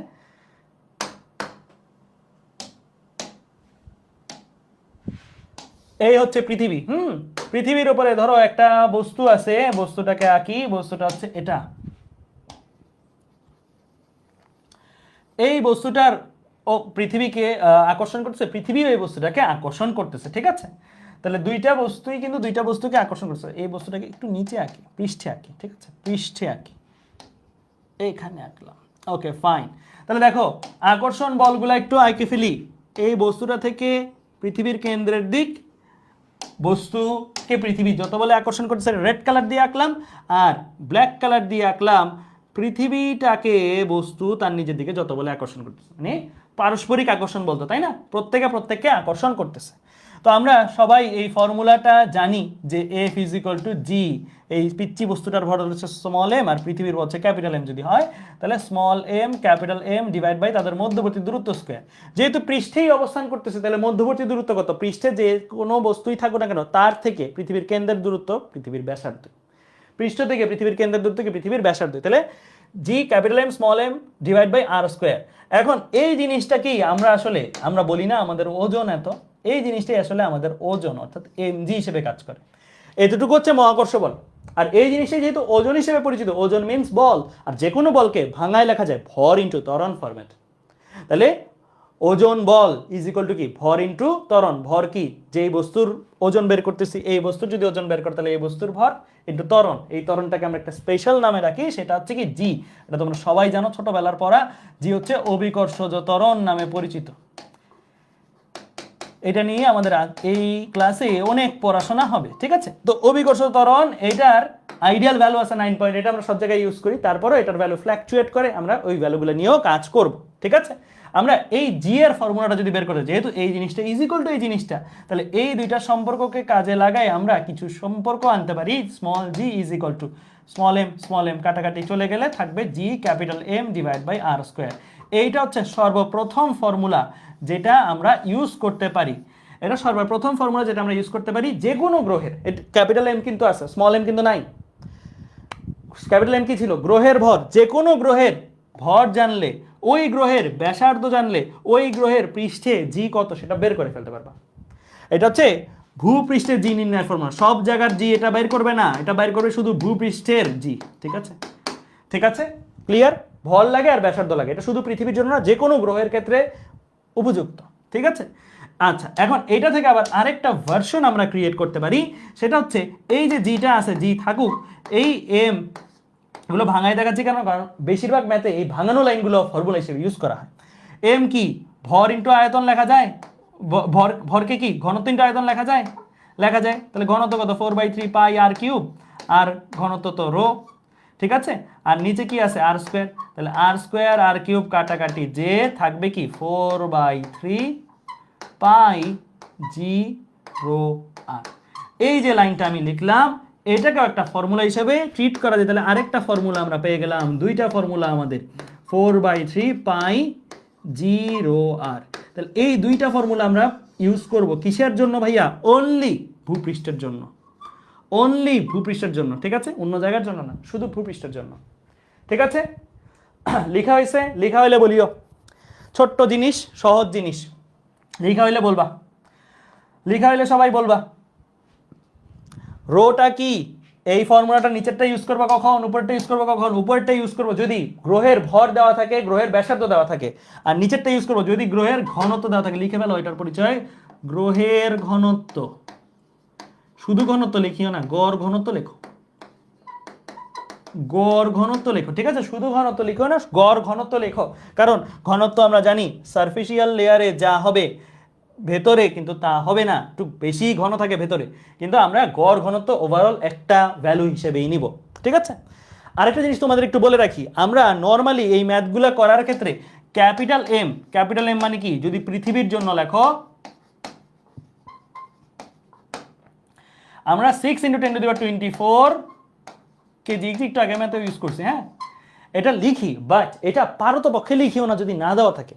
এটা মুখস্থ আছে ফাইন, ভালো থাকুক, কিন্তু ম্যাথে এই জিনিসটা না দেওয়া থাকলে লেখাটা না লেখাটাই উত্তম। যদি একদম ঠেকায় পড়ো, দেওয়ালে পিঠ থেকে যায়, তাহলে এই ভ্যালুটা তুমি তোমার মেমোরি থেকে ইউজ করবা। না হলে এটা এটা উল্টায় পাল্টায় অন্যভাবে এটা আনা যায় কিনা সেটা আইনে তারপরে ইউজ করিও, কারণ এই জিনিসটা আসলে মানে ফিক্সড না যে একদম এই ভ্যালুটাই, এই ভ্যালুটার মধ্যে কিছু এরর আছে, ত্রুটি আছে, বুঝছো? অন্যান্যগুলোতেও ত্রুটি আছে, বাট এটাতে একটু বেশি ত্রুটি আছে, তাই এটা আমরা পারতপক্ষে একটু কমই ইউজ করতে চাইবো, ঠিক আছে? ক্লিয়ার? আর জি এর ভ্যালু তো লিখছি, আর আটটা আবার ইউজ করি, আটটার ক্ষেত্রে আবার ওই বাধাটা নাই, 6 × 10⁻6.4 × 10⁻6, ঠিক আছে? এত মিটার। আর এর ক্ষেত্রে আবার বাধা নেই, এম এর ক্ষেত্রেই এই বাধাটা। এটা একটা জিনিস বলে রাখলাম, এটা মাথায় রাখিও। দেওয়া থাকলে ফাইন ইউজ করো, না দেওয়া থাকলে পারতপক্ষে ইউজ করি না। যদি উল্টায় পাল্টায় ব্যবহার করে, উল্টায় পাল্টায় ব্যবহার করা বলতে কি বোঝাচ্ছি, ধরো তোমার ম্যাথে জি দেওয়া থাকবে, হ্যাঁ তোমার ম্যাথে আর দেওয়া থাকবে, তো তোমার ক্যাপিটাল এম এক জায়গায় বসানো দরকার ছিল, তুমি কি করবা, এই GM/r² ফর্মুলাটা থেকেই এমটাকে এক পাশে করো, বাকি সব অন্য পাশে পাঠিয়ে দাও, তাহলে কি আসবে, GR²/G, এইটা ইউজ করবা, মানে এইটা দিয়ে বের করে তারপর ইউজ করবা, বুঝছো? মানে ক্যাপিটাল এম সরাসরি না, এটা ইউজ করবে, এটা আমার সাজেশন আর কি, ঠিক আছে? পারতপক্ষে ইউজ করিও না, তাহলে অ্যান্সার অনেক বেশি চেঞ্জ হয়। বোঝা গেছে? ক্লিয়ার? ওকে ফাইন, ঠিক আছে। আচ্ছা, একই কথা এখানেও রোটার ক্ষেত্রেও, রোটা পারতপক্ষে না দেওয়া থাকলে 5500 হয়। তোমরা যদি রো বের করো, রো বের করা যাবে, কিন্তু রো কিন্তু এই যে GM/r² যেহেতু 4/3 পাই জি রো আর, তাই না? জি রো আর এখান থেকে কিন্তু ইজিলি তোমরা সবগুলো ভ্যালু তো জানো, কোনোটাই অজানা নাই তো, হ্যাঁ? জি এর ভ্যালু 9.8 সব কিছু। আচ্ছা এখানে জি লিখলাম কেন, ক্যাপিটাল জি হবে, পাই জি রো আর, হ্যাঁ? তো এখানে সবগুলো ভ্যালু কিন্তু জানো, তুমি কিন্তু এখান থেকে ইজিলি রো বের করতে পারো। রো বের করলে আসে অ্যারাউন্ড 5500, এটাকে 5.5 × 10⁻3 এরকম বলি, 5500 আর কি, হ্যাঁ kg/m³ আসবে। জানা থাকার জন্য ভালো, পৃথিবীর এটা, এটা আর্থের বা পৃথিবীর রো গড় ঘনত্ব, কিন্তু এইটাও পারতপক্ষে ইউজ করিও না যদি না দেওয়া থাকে, ঠিক আছে? এগুলো দেওয়া সাপেক্ষে ইউজ করব, বুঝতে পারছো? ঠিক আছে, লেখা হয়েছে, লেখা হইলে বলিও, লেখা হলে বলবা, ঠিক আছে? আমি এই ফর্মুলা একত্র করে এটা বের করছি, ওকে ঠিক আছে। এগুলা ভার্সিটি এক্সামে তোমাদের কাজে লাগবে, এই ভ্যালুগুলো কত, এই জিনিসগুলো হয়তো কাজে লাগবে, ঠিক আছে? আচ্ছা এরপরে চলে যাই ছোট্টখাট্ট কিছু ম্যাথ প্রবলেম, ফার্স্ট কিছু ম্যাথ প্রবলেম করে ফেলবো। এই ম্যাথটা তোলার জন্য আমার মনে হয় না টাইমও দেওয়া দরকার আছে, টাইম না দিয়েই করে ফেলো, দেখি করে ফেলো এটা ফার্স্ট। প্রশ্নটা তোলো আগে, প্রশ্নটা তোলা হলে ডান বললে আমি আগাবো, 10 সেকেন্ডের মধ্যে তোলো। আর লেখার স্পিড প্রচুর বাড়াইতে হবে, লেখার সৌন্দর্যের চেয়ে স্পিডটা বেশি কার্যকর ইঞ্জিনিয়ারিং ক্যান্ডিডেটদের জন্য। যদিও আমরা জানি যে আসলে বেশিরভাগ ক্ষেত্রেই তোমরা জানো যে মেডিকেল বা ডাক্তার যারা হয় তাদের লেখাগুলো বোঝা যায় না, প্রেসক্রিপশনের লেখা বোঝা যায় না, কিন্তু ডাক্তারি যারা করে তাদের যে স্পিড লাগে লেখার, ইঞ্জিনিয়ারিং ওলাদের কিন্তু আরও বেশি লাগে। ওকে লিখছো, লেখা হইলে বলিও। কি বলছে, সমান ঘনত্ব মানে রো ফিক্সড, রো কনস্ট্যান্ট, দুটি গ্রহের ব্যাসার্ধের অনুপাত 2:3, তাহলে একটা গ্রহের ব্যাসার্ধ যদি হয় R1, আরেকটা গ্রহের ব্যাসার্ধ যদি হয় R2, তাহলে R1:R2 দেওয়া আছে 2:3 দিয়ে বসে গ্রহ দুটির পৃষ্ঠের ত্বরণের অনুপাত কত বের করতে। গ্রহ দুইটার পৃষ্ঠের ত্বরণ অনুপাত, একটার গ্রহের ত্বরণ যদি হয় G1, আরেকটার গ্রহের ত্বরণ যদি হয় G2, তাদের অনুপাত কত জানতে বলছে। আমি চিত্র আঁকতেছি, কিন্তু তোমাদের চিত্র আঁকা দরকার নেই, হ্যাঁ তোমাদের চিত্র আঁকাটা দরকার নেই, হ্যাঁ? তাহলে এটা ধরো 1 নাম্বার গ্রহ, এটা 2 নাম্বার গ্রহ, ঠিক আছে? তো এটা হচ্ছে R1 ব্যাসার্ধ, এটা R2 ব্যাসার্ধ। এটার পৃষ্ঠে হচ্ছে G1, এটার পৃষ্ঠে হচ্ছে G2। তো তোমার কাছে বেসিক্যালি G1:G2 কত জানতে চাইছে, ঠিক আছে? তো আমরা জি এর তো ফর্মুলা আছে দুইটা, কোনটা ইউজ করবো বলো? যেহেতু রো এর কথাটা বলছে, রো ফিক্স, তাই রো সহ ফর্মুলাটা ইউজ করবো। যদি আমাকে বলতো ভর ফিক্স, তাহলে ভর সহ ফর্মুলাটা ইউজ করতাম। সাবধান, বুঝে নিতে হবে, যে পাইছি আর করে দিছি ওরকম না, বুঝে নিতে হবে। একই ম্যাথ পুরাই অ্যান্সার চেঞ্জ হয়ে যাবে, সমান ঘনত্বের না বললে সমান ভরের বললে। তো আমার G=4/3 পাই জি রো আর, কারণ আমার রো সহ ফর্মুলাটা লাগবে, রো যেহেতু ফিক্স বলা আছে। তাহলে এখানে এইটা ধ্রুবক, এইটা ধ্রুবক, এইটা ধ্রুবক, রো ধ্রুবক, কারণ রো ফিক্স বলে দিছে, গ্রহ দুইটার একই রো। তাহলে আমার জি এর সাথে আর এর রিলেশনশিপ কিরকম? সমানুপাতিক। সমানুপাতিক সম্পর্ক থেকে সূত্র দ্বারাই কিভাবে? G/G কত? R/R, তাই না? যেহেতু সমানুপাতিক, সমানুপাতিক বিধায় আমি এখানে যদি 1 লিখি এখানে 1 লিখবো, এখানে যদি 2 লিখি এখানে 2 লিখবো, অর্থাৎ 1 এর বরাবর 1, 2 এর বরাবর 2, সমানুপাতিক জন্য ব্যস্ত মধ্যে গেলে কোনাকুনি লিখতাম, ঠিক আছে?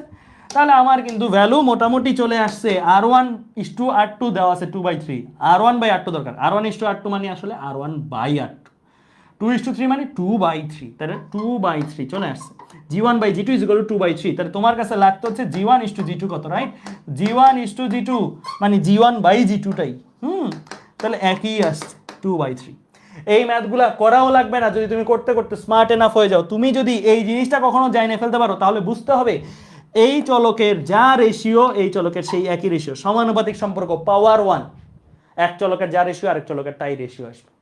এক চলকের যা রেশিও আর এর যা রেশিও, জি এরও তাই রেশিও আসবে। এটা করাও লাগে না, 1 মিনিটও, সরি 1 মিনিট কেন, 2 সেকেন্ডও লাগে না, ঠিক আছে? ক্লিয়ার? ওকে ফাইন, তাহলে আমরা এটা পারবো ইনশাল্লাহ, ঠিক আছে? আচ্ছা, এবার চলো সামনের দিকে আগাই, একটা ভালো ম্যাথ করা যাক, একটা ভালো ম্যাথ করা যাক। সবাই এই ম্যাথটা একটু তুলে ফেলবা, হ্যাঁ? এই ম্যাথটা একটু তুলে ফেলবা ফার্স্ট।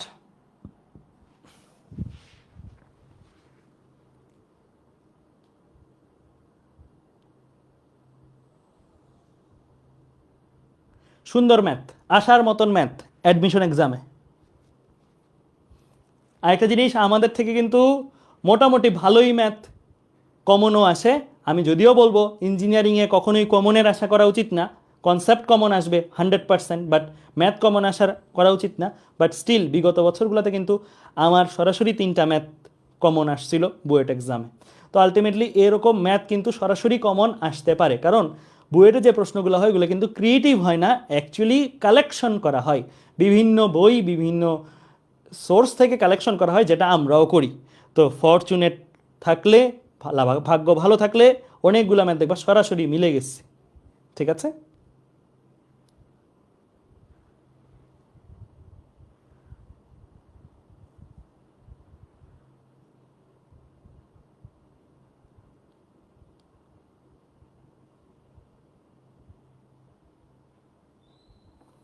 ভাইয়া যে কোনো ম্যাথ করার সময় প্রথমেই কি করা দরকার?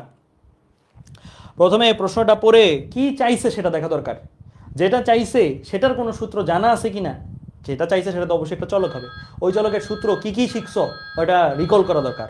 ওই সূত্রগুলোর সাথে প্রশ্নের ডাটাগুলার মিল আছে কিনা, না থাকলে কিভাবে মিল করা যায়, আর কোন সূত্র মাঝখানে রাখা যায় বাইর করার জন্য, সেটা ভাবা দরকার। সবসময় ম্যাথ করতে হয় নিচে থেকে উপরে, লিখবো উপর থেকে নিচে, কিন্তু চিন্তাটা হয় নিচে থেকে উপরে। লেখা উপর থেকে নিচে হয়, চিন্তাটা নিচ থেকে উপরে হয়, এটা মাথায় রাখবা। যে কোনো ম্যাথ ক্যালকুলেট করতেছো নিচে থেকে, যেমন ধরো আমি এই ম্যাথটাই করে দেখি, হ্যাঁ? বলছে নক্ষত্র, আচ্ছা প্রশ্নটাকে পড়ি। একটি নক্ষত্রের ভর সূর্যের ভরের 2.5 গুণ, ফাইন। সংকুচিত হয়ে এর ব্যাসার্ধ 12 কিলোমিটার হয়, মানে গ্রহটার ব্যাসার্ধ 12 কিলোমিটার হয়, এবং 1.2 রেভলিউশন পার সেকেন্ড বেগে সেটা আবর্তন করে। তাহলে এখানে আমার ভর রিলেটেড ডাটা দেওয়া আছে, এম রিলেটেড ডাটা দেওয়া আছে, এখানে আমার ব্যাসার্ধ রিলেটেড ডাটা দেওয়া আছে, আর এখানে আমার ওমেগা, এটা কি কৌণিক বেগ, revolution per second, radian per second, revolution per minute, এগুলো কিসের একক? এগুলো ওমেগার একক, তাই না? তো ওমেগা মানে কৌণিক বেগের রাশিমালা দেওয়া আছে। নক্ষত্রের নিরক্ষীয় অঞ্চলে একটা বস্তুকে যদি স্থাপন করো, এটি কি ওই তলে মহাকর্ষীয় প্রভাবে আটকে থাকবে কিনা। আমি যদি বস্তুটা আঁকি, গ্রহটা আঁকি, আঁকলাম, আর একটু পিচ্ছি করে আঁকি, হ্যাঁ আঁকলাম। এই গ্রহটার মধ্যে কি আছে? এই গ্রহটার নিরক্ষীয় তলটাও আঁকি, দাঁড়াও, নিরক্ষীয় তল, হ্যাঁ একটু বড় করি, এই যে নিরক্ষীয় তল, এটা হচ্ছে এরকম, এরকম ভাবে আছে তলটা, ঠিক আছে? এই নিরক্ষীয় তলের উপরে তুমি একটা বস্তুকে স্থাপন করছো, মানে সহজ কথায় তার একদম পেট বরাবর একটা বস্তুকে স্থাপন করছো তার পেটে, ঠিক আছে, তার পেটে একটা বস্তু আছে, পেটে মানে পেটের ভিতরে না, পেটের বাইরে সারফেসে, ঠিক আছে, পৃষ্ঠে একটা বস্তু আছে। এখন বললো এই বস্তুটা আটকে থাকবে কিনা, আটকে থাকার মানে হচ্ছে গ্রহ তো ঘুরতেছে, ঘূর্ণন বেগও দেওয়া আছে, যে কোনো জিনিস যদি ঘুরে ওই ঘূর্ণনশীল বস্তুর উপরে তুমি স্টে করতে পারবা কিনা ডিপেন্ড করে তোমার যে কেন্দ্রমুখী বলটা আছে সেই কেন্দ্রমুখী বলটা তুমি পাচ্ছ কিনা, কেন্দ্রমুখী বলটা যোগান হচ্ছে কিনা। ধরো ঘোরার জন্য প্রয়োজনীয় কেন্দ্রমুখী বল লাগে 100 নিউটন, ওই স্পিডে ঘোরার জন্য কেন্দ্রমুখী বল লাগে 100 নিউটন। তোমার মহাকর্ষ বল দিয়ে হোক, সুতার টান দিয়ে হোক, যে কোনো কিছু দিয়ে হোক, তোমার সর্বোচ্চ ওই কেন্দ্র বরাবর বলের যোগান আছে 50 নিউটন। তুমি থাকবা ওই পৃষ্ঠের উপরে, থাকবা থাকবা না, ছিটকে যাবা, তুমি ছিটকে যাবা।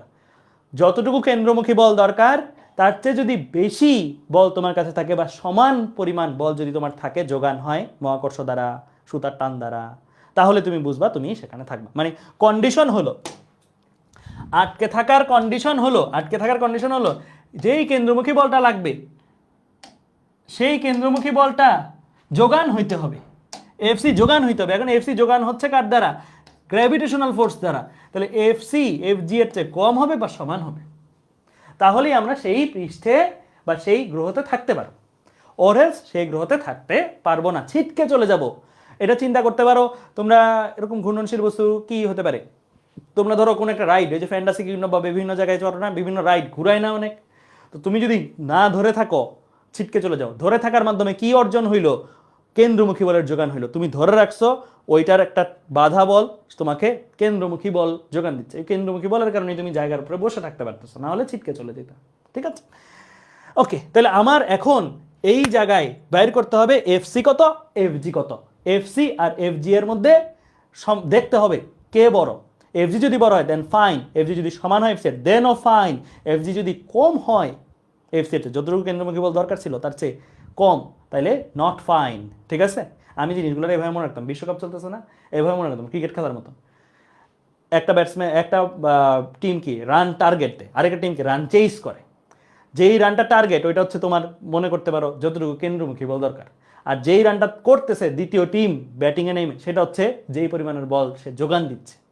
তার মানে আমার এফসিটা হচ্ছে টার্গেট রান, আর এফজিটা হচ্ছে টিমের রান, মানে current run, required run, current run. তো রিকোয়ার্ড রান যদি বেশি হয় জিতবো, রিকোয়ার্ড রান যদি কারেন্ট রানের সমান, নর্মালি সমান হলে জিতি না, আবার ড্র হবে। রিকোয়ার্ড রান যদি কম হয় তাহলে হারবো। এভাবে এটা হচ্ছে রিকোয়ার্ড লাগবে কত, আর এটা হচ্ছে আছে কত। ঠিক আছে, ক্লিয়ার? তাহলে আমি দুইটা বের করে দেখবো বড় হয় কিনা, হইলে থাকবো, আটকে থাকবো, নাইলে ছিটকে যাবো। ঠিক আছে, তাহলে আমরা এফসি বাইর করার মিশনে নামছি, এফজি বাইর করার মিশনে নামছি। এফজিটা আগে বের করি, গ্র্যাভিটেশনাল ফোর্স। এফজি, এইখানে যেই বস্তুরেই তুমি রাখছো না কেন সেই বস্তুর ভর আছে একটা, ধরে নিলাম ভরটা কত এম, সেই বস্তুটার ভর আছে একটা, ধরে নিলাম ভরটা কত এম। সেই ভরটা কি কেন্দ্র দ্বারা আকর্ষিত হচ্ছে না? আকর্ষিত হচ্ছে। যেই মানে সে আকর্ষিত হচ্ছে সেটাকে আমরা ধরে নিলাম কি এফ জি। গ্রহের ভর কত এম। ঠিক আছে, আচ্ছা চিত্রটা আর একটু দূরে দূরে করে আঁকি তাহলে তোমাদের দেখতে সুন্দর লাগবে।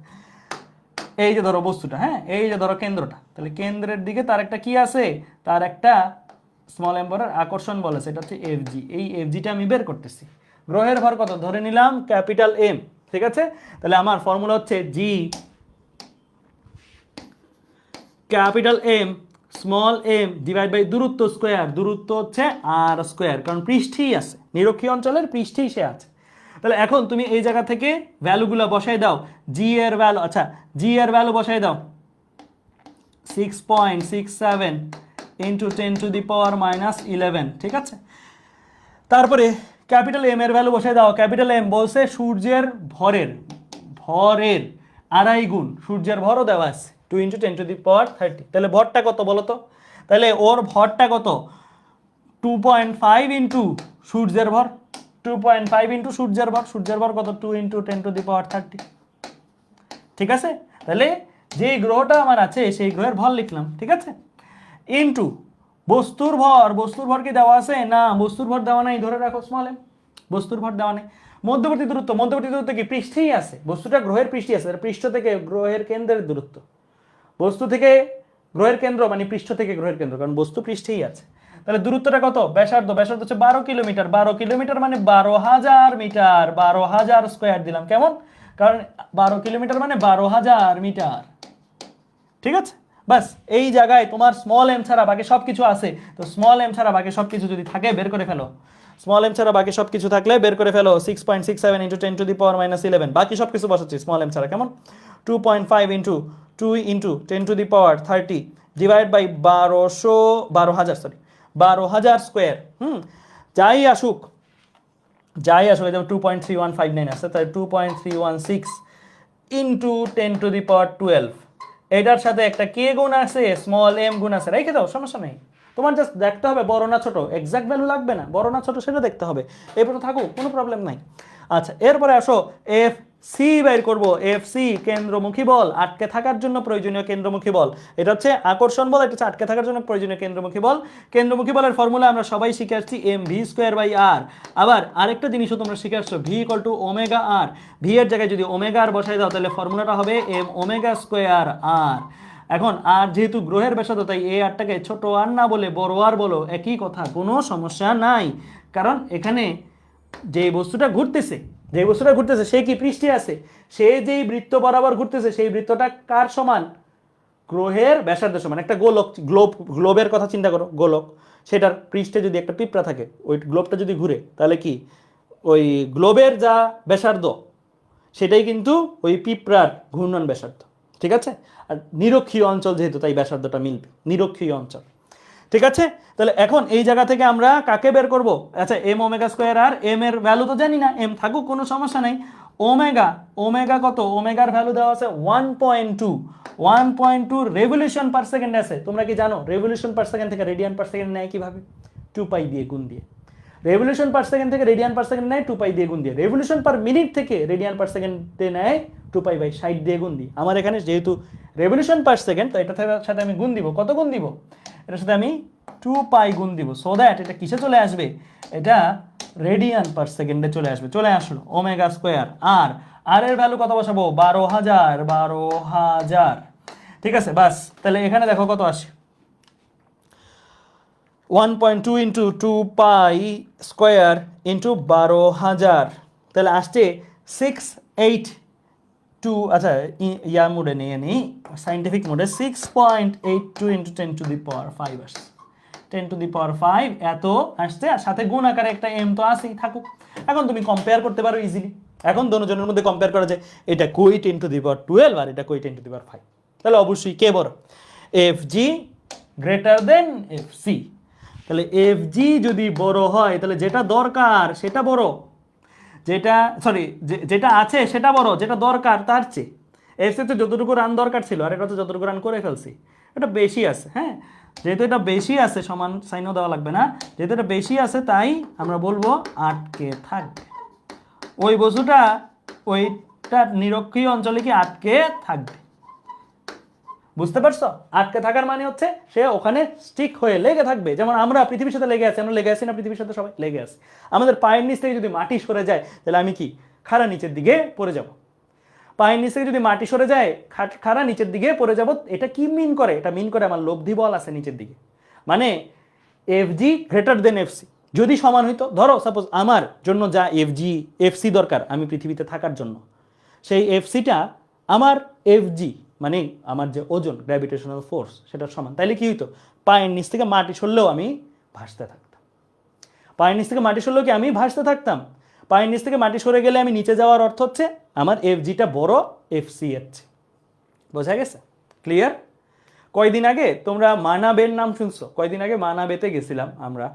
তো মানাবে হচ্ছে এই নতুন একটা এই অ্যামিউজমেন্ট পার্ক ইয়াতে খুলছে, মানিকগঞ্জ মুন্সিগঞ্জে খুলছে। তো মানাবের মধ্যে একটা রাইড আছে, ওই রাইডটা আমি দিছি। সেই রাইডটা এরকম যে একটা ক্যাপসুলের মধ্যে ঢুকে পায়ের নিচে একটা সাময়িক একটা লেয়ার থাকে, ক্যাপসুলটা লাগাই দেয়, 3, 2, 1 বলে, পায়ের নিচের ওটা সরে যায়, দেন একদম 5তলা হাইট থেকে খাড়া নিচের দিকে পড়ে। আমি ওইটা এক্সপিরিয়েন্স করার জন্য ঢুকছি, কি কারণ সারা জীবন তো পড়াইছি তোমাদের লিফটের তার ছিঁড়ে যাও, ওইটার এক্সপিরিয়েন্স নেওয়ার জন্য ওই রাইডটা আরও স্পেশালি দিলাম। বিশ্বাস করবে না, 5তলা থেকে আমার নিচতলা পর্যন্ত আসতে, ওয়াটার রাইড আর কি, ওয়াটার স্লাইড। হ্যাঁ, ওটা এরকম উঠায়ে এরকম করে যায়, হ্যাঁ। তো এই যে ওয়াটার ট্র্যাপের যে রাইডটা, ওইটা আমার 5 তলা থেকে নিচে নামতে মানে